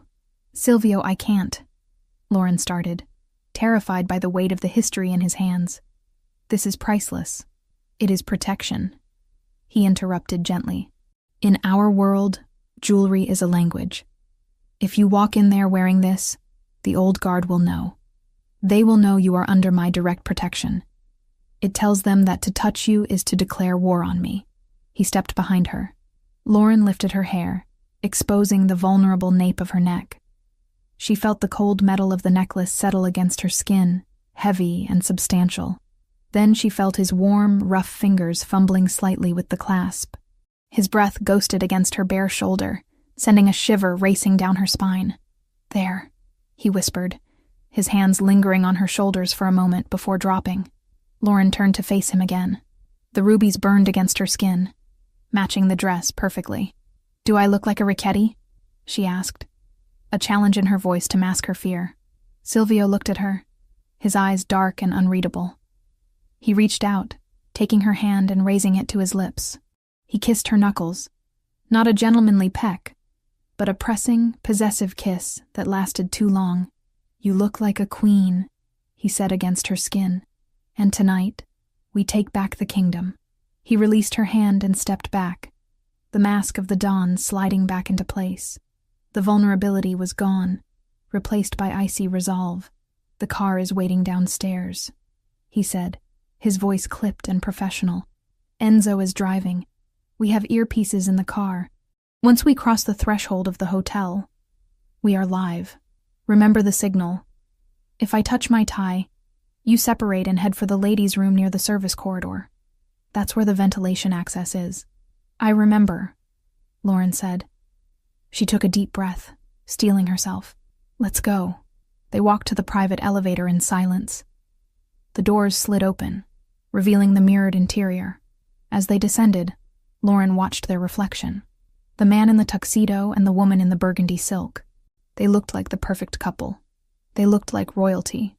But as the numbers on the display ticked down, 30, 29, 28, Lauren knew the truth. They were two people walking into a lion's den with nothing but a plan and a prayer. "Silvio," she said, breaking the silence as they reached the lobby level. "Yes? If this goes wrong," she said, meeting his eyes in the mirror. "If we don't walk out, we walk out." He cut her off, turning to face her as the elevator slowed. He grabbed her face in his hands, forcing her to look at him. The intensity of his gaze burned through her. "We walk out, Lauren, because I am not letting you die in a dress like that. You are going to live to take it off." The elevator chimed. The doors opened. The lobby was empty except for the concierge, who looked up and froze, visibly stunned by the couple emerging from the shadows. Silvio offered her his arm. "Ready?" Lauren took it. She felt the hard muscle beneath the expensive wool of his jacket. She felt the gun pressing against his side. She felt the rubies heavy on her throat. "Ready," she lied. They stepped out into the cool night air where the black limousine waited. The city of Chicago sprawled out before them, a grid of lights and shadows. Somewhere in that grid, Marco was raising a glass, thinking he had won. He was wrong. Silvio held the door for her, and as Lauren slid into the darkness of the car, the silk of her burgundy dress rustling like whispered secrets, she left the last of her fear on the sidewalk. Tonight, she wasn't the victim. Tonight, she was the vengeance. The limousine glided to a halt in front of the Drake Hotel, the tires crunching softly against the pristine pavement of the drop-off zone. Outside the tinted windows, the world was a blur of frenetic energy. Flashbulbs erupted like miniature lightning storms, illuminating the red carpet where the elite of Chicago's underworld mingled with legitimate high society under the guise of the Unity Gala. It was a charity event on paper, raising money for inner-city hospitals, but in practice, it was a summit. A place where truces were measured in champagne flutes and betrayals were whispered behind manicured hands. Inside the car, the silence was absolute. Silvio Richetti sat in the shadows, his profile carved from granite, his dark brown eyes fixed on the entrance. He didn't look like a man who had spent the last 3 weeks bleeding out in a safe house. He looked immortal. The tuxedo fit him with military precision, the stark white of his shirt contrasting with the deep tan of his skin. He adjusted his cufflinks, heavy gold knots, and turned to Lauren. "Remember," he said, his voice low, vibrating through the small space between them. "Breathe. You are not Lauren Cole, the veterinarian. You are the woman who holds the leash of the most dangerous man in this city. Walk like it." Lauren nodded, her hands smoothing the silk of the burgundy dress over her thighs. The fabric felt cool to the touch, a liquid armor that she had donned to go to war. The ruby necklace at her throat felt heavy. a physical weight that reminded her of the stakes. "I'm ready," she lied, her heart hammering against her ribs like a trapped bird. "Enzo is at the north exit," Silvio murmured, tapping the small earpiece hidden in his right ear. "The weapons are in the ventilation shaft of the third-floor linen closet. But we won't need them if you play your part. Marco is a narcissist. He will want to gloat before he takes the crown. We use that." The driver opened the door. The noise of the city rushed in. Shouts of photographers, the murmur of the crowd, the distant wail of a siren. Silvio stepped out first. He buttoned his jacket, scanned the perimeter with a single, sweeping glance, and then turned to offer his hand to her. Lauren took it.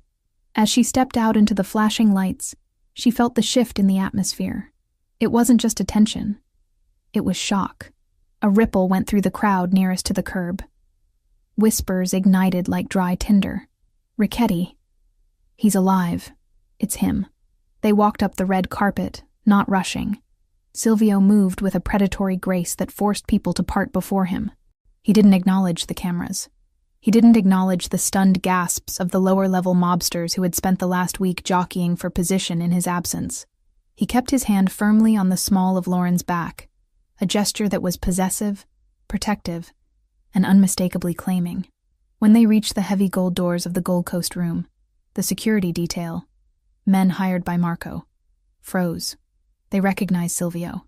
Their hands twitched toward their earpieces, panic widening their eyes. "Good evening," Silvio said. His voice was calm, pleasant even, but it carried the threat of a loaded gun. "I believe I'm expected." The lead guard swallowed hard, his face draining of color. He stepped aside without a word. They entered the ballroom. If the sidewalk had been chaotic, the ballroom was a masterpiece of orchestrated opulence. Crystal chandeliers the size of small cars hung from the gilded ceiling, casting a warm, honeyed glow over hundreds of guests. A string quartet played something classical and soothing in the corner, fighting a losing battle against the hum of conversation. Then, Silvio stepped into the light. The reaction was instantaneous. It started near the doors and spread outward like a shockwave. Conversations died mid-sentence. Glasses were lowered. The music faltered as the cellist looked up and missed a beat. A silence descended on the room, thick and heavy, suffocating the laughter and the clinking of silverware. Silvio Richetti, the man whose obituary had been quietly drafted by half the people in this room, was walking across the marble floor. And on his arm was a vision in blood-red silk. Lauren felt the weight of 1,000 eyes. She felt the judgment, the curiosity, the jealousy. She kept her chin high, channeling every ounce of cold fury she had felt, watching her house burn. She focused on the rubies at her throat, imagining they were shielding her. "I am not a victim," she repeated to herself. "I am the storm. Keep walking," Silvio whispered, his lips barely moving. "Don't look at the floor. Look at them. Make them look away." They moved toward the center of the room. A waiter, trembling, offered a tray of champagne. Silvio took 2 flutes, handing one to Lauren. He took a sip, his eyes scanning the crowd, cataloging threats, reading loyalties. "There," he murmured. Lauren followed his gaze. At the far end of the room, on a raised dais where a podium stood waiting, was a group of men laughing. In the center of them was Marco. He looked triumphant. He was holding a scotch, gesturing expansively with a cigar in his other hand. He looked like a king holding court. He hadn't seen them yet. His back was turned, soaking in the adulation of the sycophants surrounding him. "He looks comfortable," Lauren noted, ice in her voice. "He thinks he's celebrating a coronation," Silvio said.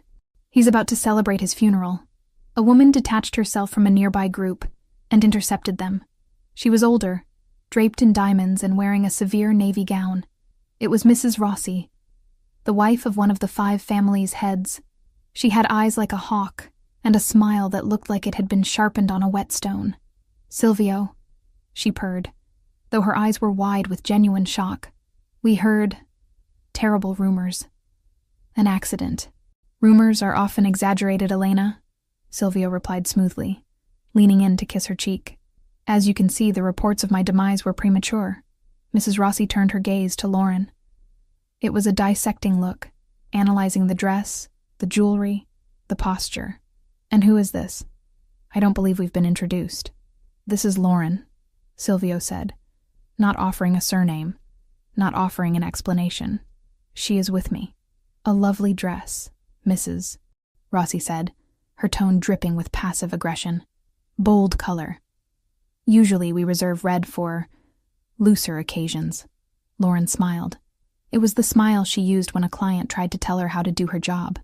"It's burgundy, actually, the color of oxygenated blood. It seemed appropriate, given that everyone here seems to be out for it tonight." Silvio stiffened slightly beside her, suppressing a smirk. Mrs. Rossi blinked, taken aback by the sharp retort. She laughed, a brittle sound. "Charming. Welcome back, Silvio." She retreated, and Silvio leaned closer to Lauren. "Oxygenated blood? It shut her up," Lauren whispered. "Focus," Silvio commanded softly. "Marco is moving." On the dais, Marco had turned. He handed his glass to an aide and checked his watch. He was preparing to speak. He still hadn't seen Silvio, blocked by the crowd and the pillars. He stepped off the dais and headed toward the service corridor that led to the private prep rooms behind the stage. "That's the signal," Silvio said. He adjusted his tie. A subtle movement, barely a brush of his fingers against the silk knot. "Go." Lauren didn't hesitate. She didn't say goodbye. She simply turned and melted into the crowd, moving in the opposite direction of Silvio. Silvio stood alone in the center of the room. He let the crowd see him now. He let the whispers grow. He waited. Lauren navigated the sea of tuxedos and gowns. She moved with purpose, heading toward the ladies' room that was situated near the service entrance. Her heart was pounding so hard she thought it might bruise her ribs. She reached the hallway, checking over her shoulder. The coast was clear. Instead of entering the restroom, she slipped past the door and into the narrow service corridor. It was cooler here, smelling of industrial cleaner and stale coffee. She pressed her back against the wall, listening. The earpiece in her ear crackled. "I'm in position." Silvio's voice came through, clear and calm. "He's in the green room. 2 guards outside. You need to get to the ventilation grate in the pantry next door. It shares a wall." "I'm moving," Lauren whispered. She found the pantry door. It was unlocked. She slipped inside. It was a small room stacked with crates of wine and linens. High on the wall, near the ceiling, was the vent. Lauren hiked up her silk dress, not caring about the cost. She climbed onto a crate of Pinot Noir, balancing precariously in her heels. She pulled the small directional microphone Enzo had given her from her clutch purse. It looked like a compact mirror. She pressed it against the vent. Voices drifted through, muffled at first, then clearer as she adjusted the frequency. "Nervous, Marco? You're sweating." A rough voice. "Unknown." "I'm not nervous." Marco's voice. Arrogant, impatient. "I'm ready." "Is the transfer complete?" "The Albanians want the second half," the rough voice said. "They said the job was messy. The house burned, but they didn't find the body." Lauren's breath hitched. She pressed the device harder against the metal grate. "The body is ash," Marco snapped. The car exploded. The house burned to the foundation. There's nothing left of Silvio Ricchetti but dental records, and I made sure those vanished from the dentist's office last week. He's dead. The transfer goes through as soon as I leave that stage. "And the girl?" the voice asked. "The vet?" "Collateral," Marco dismissed. "If she was in the house, she's dust. If she wasn't, she's a nobody. Who cares? She's a loose end that tied itself. Now hand me the speech. It's time to accept the burden of leadership." Lauren's hand shook. She had it. The confession. The confirmation of the hit. The dismissal of her life as dust. "Did you get it?" she whispered into her comms. "Crystal clear," Silvio's voice replied. It was the voice of the Reaper. "Get out of there, Lauren. Go back to the floor. Stay near the exit." "I'm coming out," she said. She jumped down from the crate, smoothing her dress. She slipped out of the pantry and back into the service corridor. She walked briskly toward the ballroom, her heart racing. She re-entered the Gold Coast room just as the lights dimmed. A spotlight hit the stage. "Ladies and gentlemen," a voice announced over the PA system. Please welcome the acting head of the Ricchetti family, Mr. Marco Conti. Polite applause. It was thin, uncertain. The room knew something was wrong, but they didn't know what yet. Marco stepped into the spotlight. He looked impeccable, projecting a somber gravitas. He approached the microphone, adjusting it with both hands. He looked out at the darkened room, unable to see the faces clearly. "Friends," Marco began, his voice dripping with rehearsed sorrow. "We gather tonight under a shadow. As many of you know, we have suffered a tragic loss. My brother, my mentor, Silvio." He paused for effect, hanging his head. It was a masterful performance. Silvio was a man of vision, Marco continued, and though he was taken from us too soon, by a tragic accident on a rainy road, his vision must survive. It falls to me, with a heavy heart, to carry that torch. From the back of the room, near the sound booth, Silvio signaled the technician. A man Enzo had paid triple his annual salary to look the other way for 5 minutes. "Carrying a torch is difficult." Silvio's voice boomed over the speakers, cutting Marco off mid-breath. Marco froze. He looked around, confused. "What? Is this a tribute?" "No," Silvio's voice continued, but this time it wasn't live. It was the recording Lauren had just captured. The audio quality was grainy but unmistakable. "The body is ash. The car exploded. The house burned to the foundation. He's dead. The transfer goes through as soon as I leave that stage." The ballroom went deathly silent. The recording continued. "And the girl, the vet, collateral. She's a loose end that tied itself." Marco stood on stage, his face draining of blood until he looked like a wax figure. He gripped the podium, his knuckles white. He looked up at the sound booth, panic flaring in his eyes. Then the spotlight moved. It swung away from the stage and swept across the floor, searching. It stopped in the center of the room. Silvio Ricchetti stood there. He held a glass of champagne in one hand, the other tucked casually in his pocket. He looked up at the stage, his expression bored, almost disappointed. "You never could improvise, Marco," Silvio said. He didn't need a microphone. His voice carried through the stunned silence of the room. Marco stumbled back from the podium. It's a trick, a deep fake. He's dead."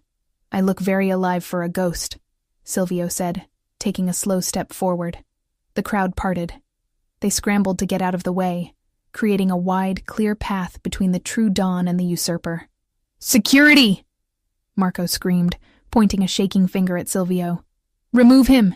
He's an imposter!" The security guards, the men Marco had paid, looked at Silvio.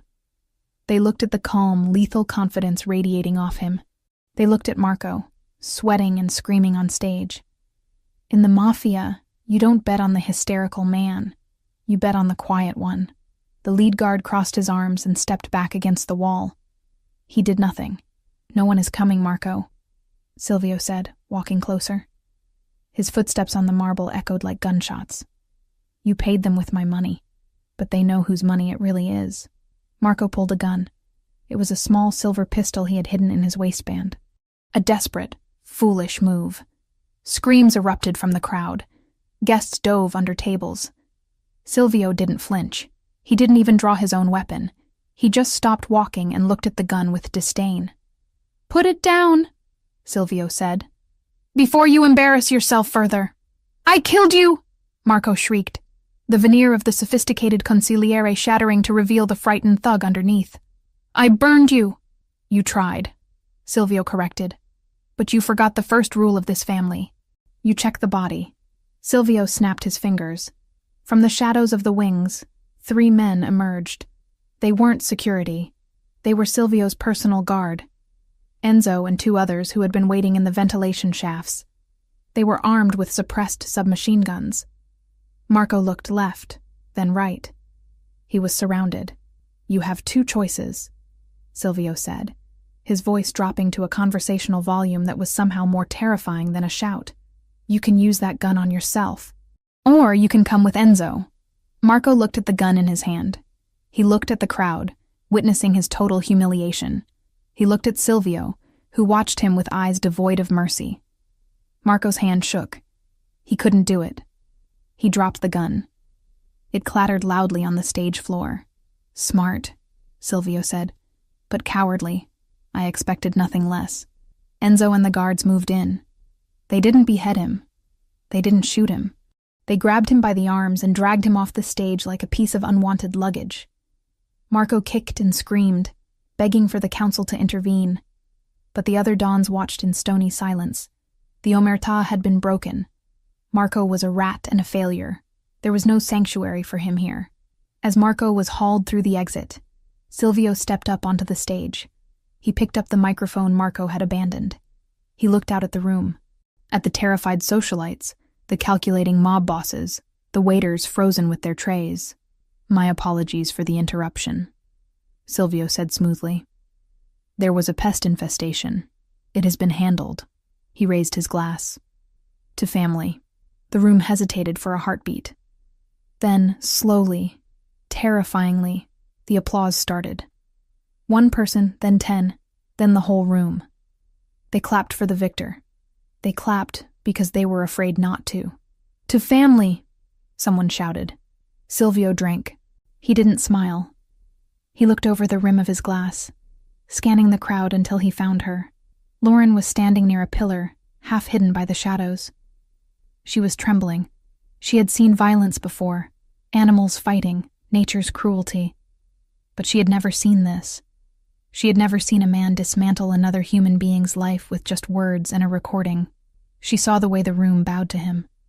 She saw the absolute, terrifying power he wielded. He wasn't a hero. He was a monster who had learned to wear a tuxedo, and she was the one who had opened the gate for him. Silvio's eyes locked onto hers. Across the ballroom, the connection was electric, heavy with adrenaline and blood.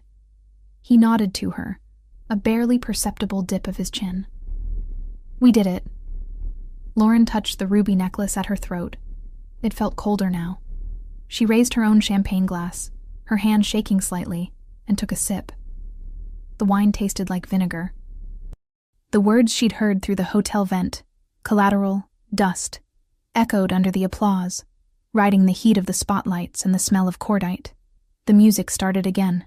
The quartet played a waltz, frantic to cover the awkwardness of an attempted coup. The chatter resumed, louder and more manic than before. The world of the Mafia spun on, indifferent to the man who had just been dragged to his death. Silvio stepped off the stage and began to walk toward her. The crowd parted for him again, but this time they bowed their heads. He was the king of Chicago, risen from the ashes, and as he closed the distance, Lauren realized with a jolt of clarity that the dangerous part wasn't the car crash, or the fire, or the traitor. The dangerous part was that she didn't want to run away. She wanted to see what he would do next. "Dance with me," Silvio said when he reached her. It wasn't a question. Lauren set her glass down on a passing tray. She stepped into his arms. He pulled her close, his hand burning against the silk on her lower back. They moved together, swaying to the music, surrounded by enemies who were now pretending to be friends. "Is it over?" she whispered against his lapel. "The battle is over," Silvio murmured, his lips brushing her ear. The war is just beginning." He spun her, the burgundy dress flaring out like a pool of blood on the marble floor. And for the first time that night, Silvio Ricchetti smiled. It was the smile of a wolf who had just cleared the forest of competitors. "And you," he whispered, "were magnificent." Lauren closed her eyes, letting the music and the fear wash over her. She was alive. He was alive. And God help her, she had never felt more powerful. The silence inside the limousine on the ride back to Wacker Drive was heavy, not with the comfortable quiet of shared victory, but with the suffocating weight of things left unsaid. The city of Chicago blurred past the tinted windows, a streak of neon and rain-slicked asphalt, indifferent to the fact that its hierarchy had just been violently rearranged. Lauren Cole sat in the corner of the leather seat, the burgundy silk of her dress pooled around her like spilled wine. The adrenaline that had sustained her through the gala, through the confrontation with Marco, and through the terrifying waltz in the arms of a killer, was beginning to drain away. In its place was a bone-deep exhaustion, and a trembling in her hands she couldn't quite suppress. She looked at Silvio. He was staring out the window, his jaw set in a line of granite. The warmth he had shown her on the dance floor, the possessive heat of his hand on her back, the whisper against her ear, had evaporated the moment the heavy doors of the Drake Hotel had closed behind them. He was no longer the partner who had needed her help to decipher shipping manifests. He was the Dawn. He was the man who had ordered his own brother dragged away to an unmarked grave without blinking. "You're quiet," Lauren said, her voice sounding too loud in the hermetically sealed cabin. Silvio didn't turn. "There is nothing left to say. The work is done." The coldness of his tone struck her like a physical blow. It wasn't angry. It was detached. Clinical. It was the voice of a surgeon closing a patient after a procedure, ready to wash his hands and move on to the next case. When the car pulled into the private underground garage of the penthouse tower, the transition was jarring. The harsh fluorescent lights buzzed overhead as Enzo opened the door. Silvio stepped out first, adjusting his cufflinks, his movements fluid and unhampered by the healing wound in his side. He didn't offer her his hand this time. Lauren stepped out onto the concrete, her heels clicking, echoing in the cavernous space. She followed him to the elevator, the silence stretching between them until it felt like a third passenger. The ride up to the penthouse took 40 seconds. Lauren watched the numbers tick upward, feeling a strange sense of vertigo. 3 weeks ago, she had come up here as a fugitive with a dying man. Now she was returning as a queen who had helped reclaim a kingdom. Yet she felt more precarious than ever. The elevator doors slid open. The penthouse was exactly as they had left it. The maps on the walls, the laptops humming on the kitchen island. But the energy had shifted. The war room atmosphere was gone, replaced by the sterile chill of a museum after hours. Silvio walked straight to the bar. He poured a single glass of amber liquid, whiskey, neat, and downed it in one swallow. He didn't pour one for her. He placed the heavy crystal glass down on the marble counter with a sharp clack, and finally turned to face her. "Enzo will be up in 10 minutes to collect the equipment," Silvio said. "You should change." Lauren stood in the center of the room, feeling foolish in her gown and diamonds. "Change? Is that it? We just go back to normal?" "There is no normal," Silvio corrected, his dark eyes flat and unreadable. "There is the mission, and there is the aftermath. The mission is complete. Marco is handled. The council has realigned. The threat to my life and yours is neutralized." "Neutralized," Lauren repeated, the word tasting bitter. "Is that what you call what happened to Marco?" "I call it necessary," Silvio said. He walked around the island, putting distance between them. He picked up a thick manila envelope that had been sitting next to his laptop. He held it for a moment, his thumb brushing over the seal, before sliding it across the marble surface toward her. "This is for you," he said. Lauren looked at the envelope. It was thick, substantial. "What is it?" "Payment," Silvio said. The word hung in the air, ugly and transactional. Lauren felt a flush of heat rise up her neck, born of humiliation and sudden, sharp anger. She walked to the counter and picked up the envelope. Her hands shook as she opened the clasp. She pulled out the contents. It wasn't cash. It was a stack of legal documents. On top was a deed for a property in Montana, a fully equipped state-of-the-art veterinary clinic with an attached residence on 40 acres of land. The price listed was astronomical, and it was marked paid in full. Beneath the deed was a passport. Lauren opened it. The photo was hers, taken from a security camera feed in the penthouse, she realized with a jolt. But the name was different. Elena Vance. "It's a clean identity," Silvio explained, his voice devoid of emotion. "Social security number, birth certificate, credit history. It goes back 10 years.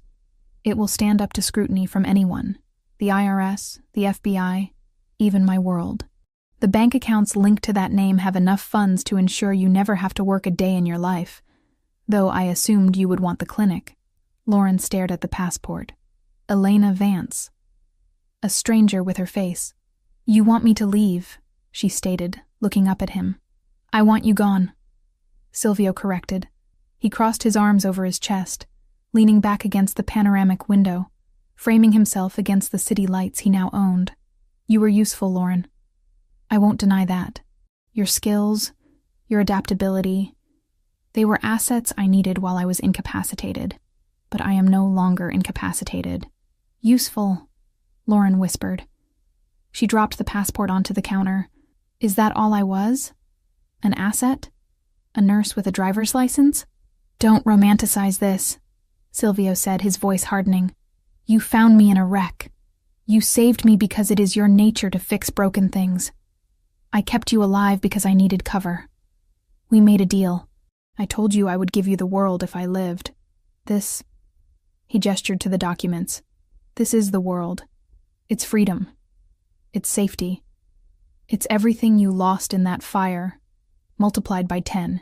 It's a payoff, Lauren snapped, the anger finally breaking through. You're paying me off like a contractor you're done with.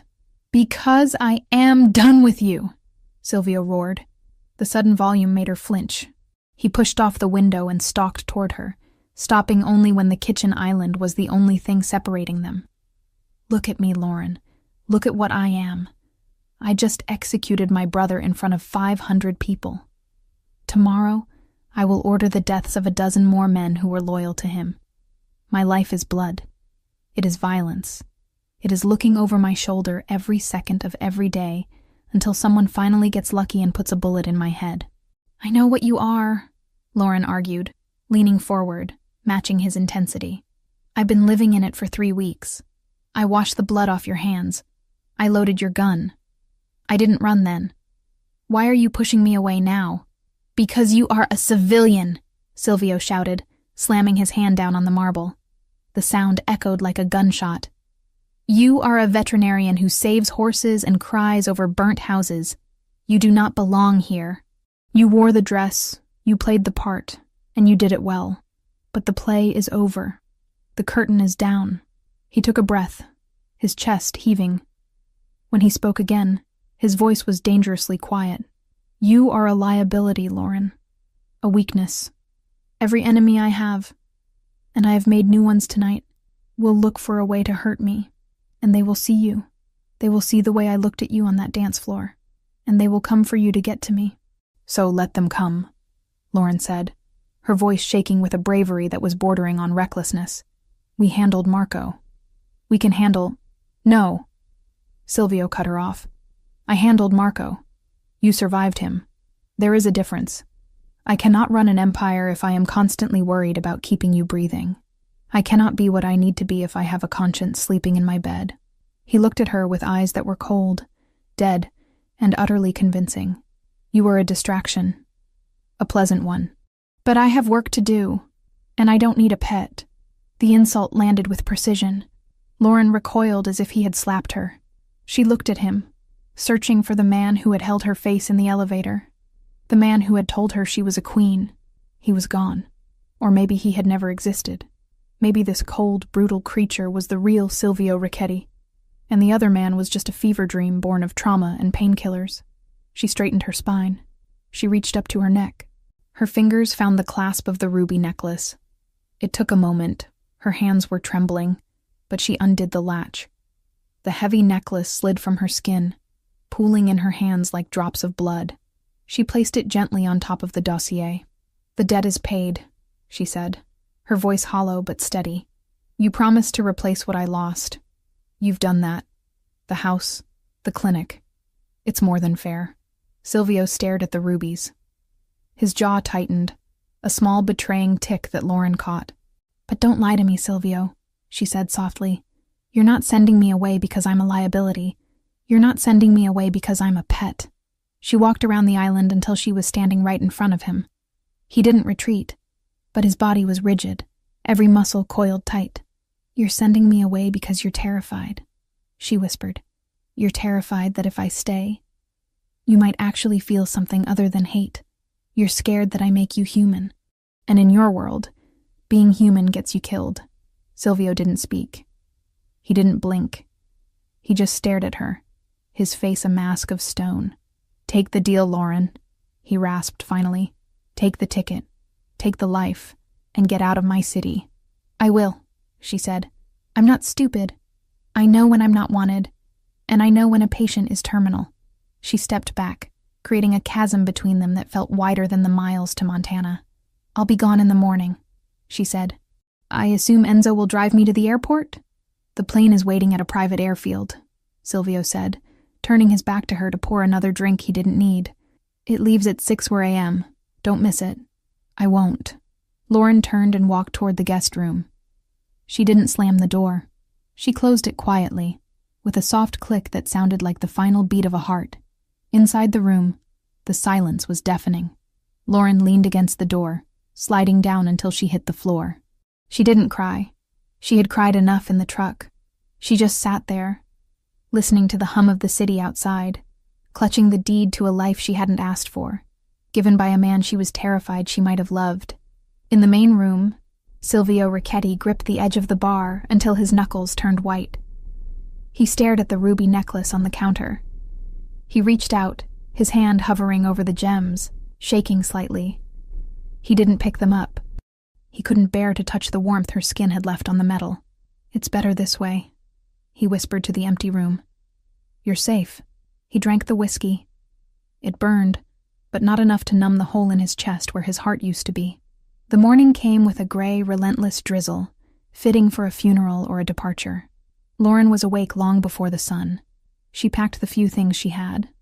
The clothes Silvio had bought her, the documents, the memories she couldn't leave behind.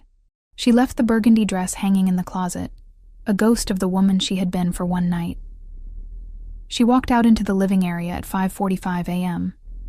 Silvio was there. He was sitting in the armchair facing the window, dressed in a fresh suit, reading a newspaper. He looked impeccable, untouched by the night. "The car is downstairs," he said without looking up. "Okay," Lauren said. She hesitated, her hand on the handle of her suitcase. "Silvio." He lowered the paper slowly. He looked at her. His eyes were tired, red-rimmed, betraying the nonchalance of his posture. "Thank you," she said. "For saving my life. We are even," he said. "Goodbye, Elena." He used the fake name. It was a deliberate cruelty, a way to sever the tie completely. He was telling her that Lauren Cole was dead, buried in the ashes of the farmhouse. Lauren flinched, but she nodded. "Goodbye, Silvio." She walked to the elevator. She pressed the button. When the doors opened, she stepped inside and turned around. Silvio hadn't moved. He was staring at his paper, or pretending to. He didn't look up as the doors began to slide shut. Lauren watched the sliver of the penthouse disappear. The last thing she saw was his hand, gripping the paper so hard the paper tore. Then the doors closed, and she was dropping. Down, down, down, away from the sky, away from the power, back to the earth where she belonged. Up in the penthouse, the moment the elevator mechanism clicked, signaling her descent, Silvio threw the glass of whiskey he had been nursing against the far wall. It shattered with a violent crash. Amber liquid and crystal shards sprang across the map of Chicago.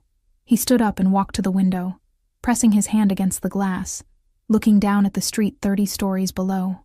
He watched as the black SUV pulled out of the garage and merged into the early morning traffic, heading west. Heading away, he watched until the taillights were swallowed by the rain and the distance. "Be safe, Piccola," he whispered to the glass. He turned back to the room. It was huge. It was luxurious. It was the seat of absolute power in the city. And it was completely, devastatingly empty. Silvio Ricchetti walked to his desk. He sat down. He pulled a stack of files toward him, the list of Marco's associates who needed to be purged. He uncapped his pen. The king was back on his throne, and he had never felt more like a prisoner. The wind in Montana had a different voice than the wind in Chicago. In the city, the wind screamed against glass and steel, angry and trapped. Here, in the vast, white silence of the valley, it howled with a lonely, ancient sorrow that seeped through the walls of the clinic and settled deep in Lauren Cole's bones. 4 months. It had been 122 days since she had walked out of the elevator on Wacker Drive, leaving behind a shattered glass of whiskey and a man who had looked at her like she was a ghost he was trying to exorcise. Time hadn't really moved since then. It still lived in the smell of gasoline and wet drywall whenever she closed her eyes, in the memory of the way he'd looked at her as if trying to exorcise a ghost instead of the woman who had dragged him back from the edge. Lauren, or Elena Vance as the locals knew her, stood in the sterile operating theater of the clinic Silvio had bought for her. It was a magnificent facility, over-equipped and overfunded, a diamond dropped in the middle of cattle country. The heated floors, the digital X-ray machines, the recovery stalls padded with memory foam. It was every veterinarian's dream, and it felt exactly like what it was. A golden cage. She finished wrapping the leg of a border collie that had gotten tangled in a barbed wire fence. The dog, a stoic creature named Buster, thumped his tail weakly against the stainless steel table. "You're good to go, buddy," Lauren whispered, scratching him behind the ears. "Stay away from the fence lines, okay?" She carried the dog out to the waiting room where an old rancher named Mr. Henderson was twisting his hat in his hands. He looked at Lauren with the same mixture of gratitude and curiosity that everyone in town seemed to have. Who was this woman who appeared out of nowhere with unlimited funds and hands that could stitch a vein with surgical precision? "What do I owe you, Miss Vance?" Mr. Henderson asked, reaching for a worn leather wallet. "Nothing," Lauren said, the standard answer she gave everyone. "Put it on the tab." There was no tab. There was no billing system. The operating costs of the clinic were paid automatically from a trust fund managed by a law firm in the Caymans. Every bottle of medicine, every kilowatt of electricity, every bag of feed was paid for by blood money. She was washing Silvio's conscience one healed animal at a time. Mr. Henderson frowned, uncomfortable with the charity. "That doesn't feel right, ma'am. Bring me a pie next week," Lauren said, forcing a smile that felt tight on her face. "Apple." Now when the rancher left, the silence returned, heavier than before. Lauren locked the front door and flipped the sign to closed. It was only 4 p.m., but the winter sun was already dipping behind the sapphire mountains, painting the snow in shades of bruised purple and gray. She walked to the large window at the front of the clinic. The view was breathtaking. Acres of pristine pine forest and snow-covered pastures. It was the peace she had told herself she wanted. It was the safety Silvio had promised. And she hated it. She hated the quiet. She hated the safety. Every night, she lay in the king-sized bed in the attached residence, listening for the sound of an elevator, for the hum of a server, for the heavy tread of footsteps that meant danger and life. She missed the smell of ozone and expensive cologne. She missed the fear, because the fear had made her feel alive. She turned away from the window, intending to go to the back and sterilize instruments she hadn't even used, just to keep her hands busy. Then she heard it. It was a sound that didn't belong in this valley. It wasn't the rattle of a diesel pickup truck or the whine of a snowmobile. It was the low, throaty purr of a high-performance engine. Lauren froze. Her heart gave a single, violent kick against her ribs. She turned back to the window. A vehicle was coming up the long, winding driveway that she had shoveled by hand that morning. It was black. It was sleek. It was an armored SUV that looked like a scar against the white landscape. Panic flared, hot and sharp. Had Marco's loyalists found her? Had the clean identity failed? She looked around for a weapon. A scalpel. A sedative gun. Anything. But as the car pulled closer, slowing to a stop in front of the clinic, the panic dissolved into something else. Something terrified and hopeful and devastating. The engine cut. The driver's door opened. A man stepped out into the snow. He wasn't wearing a parka or heavy boots. He was wearing a long black wool coat over a dark suit, his Italian leather shoes sinking instantly into the powder. He looked ridiculous. He looked magnificent. It was Silvio. He stood by the car for a moment, looking up at the clinic, his breath puffing in white clouds in the frigid air. He looked tired. The arrogance that had armored him at the Unity Gala was gone, replaced by a weary tension in his shoulders. He looked thinner, his cheekbones sharper, his eyes shadowed. Lauren couldn't move. She couldn't breathe. She just watched him walk to the door. He didn't knock. He tried the handle. Locked. He looked through the glass. He saw her standing there in her scrubs, paralyzed. He didn't gesture for her to open it. He just waited. He waited with the patience of a man who had no other destination. Lauren walked to the door. Her hand trembled as she unlocked the deadbolt. The sound was loud in the empty room. She pushed the door open.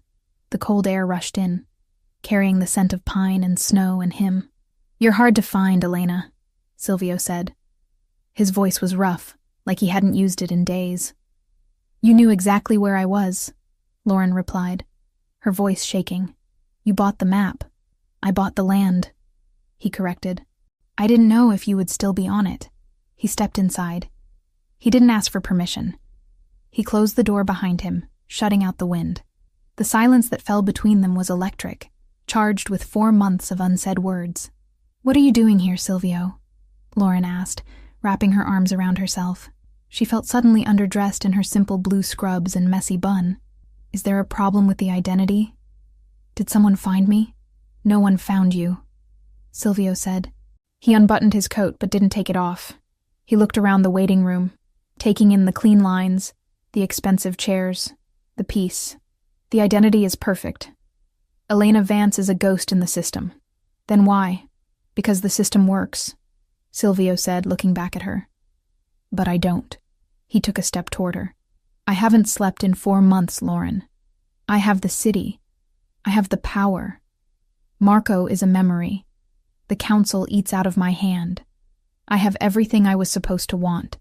"Congratulations," she said bitterly. "You won." "I lost," he said. The admission was quiet, brutal. "I sat in that penthouse every night, looking at the city, and all I could see was the empty space where you used to stand. I drank enough whiskey to drown a fleet, but I couldn't drown the silence you left behind. You sent me away," Lauren reminded him, tears pricking her eyes. "You told me I was a liability. You told me I was a pet." "I lied," Silvio rasped. He closed the distance between them in 2 long strides. He stopped just inches away, close enough that she could see the gray hairs that had appeared at his temples, close enough to feel the heat radiating from him. "I lied to you because I was terrified," he confessed, stripping away the armor of the dawn. "I thought if I sent you here, to this fortress of snow and safety, you would be untouched. I thought I could keep you pure if I kept you far away from my filth." "I never asked to be pure," Lauren whispered. "I asked to be with you." "I know," Silvio said. He reached out, his hand hovering near her face, trembling slightly. "But I couldn't risk it. Not then. I needed to know the war was over. I needed to know I could build walls strong enough to hold us." "And now?" she asked. "Is the war over?" "The war is never over," Silvio said. "But the battlefield has changed." He reached into his coat pocket. For a second, Lauren's muscle memory tensed, expecting a weapon or a dossier, but he pulled out a folded piece of paper. It wasn't legal-sized. It was a brochure. He handed it to her. Lauren opened it. It was a prospectus for the Richetti Foundation. "What is this?" she asked. "It's the future," Silvio said. "Over the last 4 months, I have liquidated the drug routes. I sold the gambling dens to the Russians. I cut the ties with the cartels. It cost me half my fortune and nearly a mutiny. But it is done." Lauren looked up at him, stunned. You dismantled the business?" "I legitimized it," Silvio corrected. "We still run the unions, the construction, the shipping logistics. But the cargo is real now. No more ghost shipments. No more blood money." He took a deep breath, looking at her with a vulnerability that broke her heart.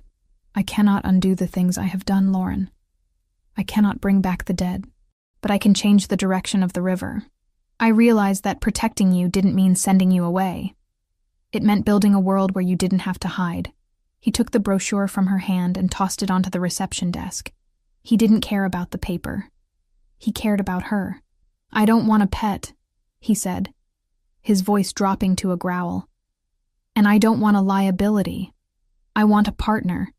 I want someone who can look at a spreadsheet and see the lies. I want someone who can stand in a room full of sharks in a burgundy dress and make them afraid to bleed." He reached out and finally touched her. His warm hand cupped her jaw, his thumb brushing away a tear she hadn't realized had fallen. "I came here to ask you a question," he said. "And if the answer is no, I will walk out that door, get in my car, and you will never see me again. I will leave you to this peace you hate. What is the question? Lauren breathed, leaning into his touch. My soul is black, Lauren, Silvio whispered. I have done terrible things. I am stubborn, I am dangerous, and I am damaged. But I am yours, if you will have me. So, do you still know how to treat lost causes? Lauren looked at him. She saw the monster and the man. She saw the scar on his side that she had healed, and the scars on his conscience that she had soothed. She saw the only person in the world who made her feel visible. A smile broke through her tears. Not a polite smile, but a real, radiant thing. You're not a lost cause, Silvio, she said, echoing the words she had spoken months ago in a snowy parking lot. You're just incredibly high maintenance. Silvio let out a breath that sounded like a laugh, a sound of pure relief. He pulled her to him, his other arm wrapping around her waist, crushing her against his chest. Then fix me, he whispered. He kissed her. It wasn't like the kiss at the gala, which had been a performance for an audience. And it wasn't like the almost kisses in the penthouse, which had been restrained by duty. This was a collision. It was desperate and hungry, tasting of winter and longing. It was the breaking of a dam. Lauren buried her hands in his hair, pulling him closer, anchoring him. She felt the cold of his coat and the heat of his skin. She felt the gun he still wore, because old habits died hard, but she didn't care.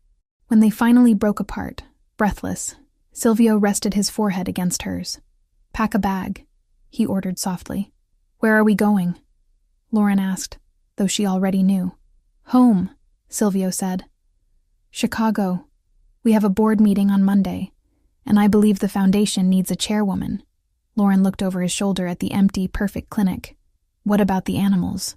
We'll hire a staff, Silvio said immediately.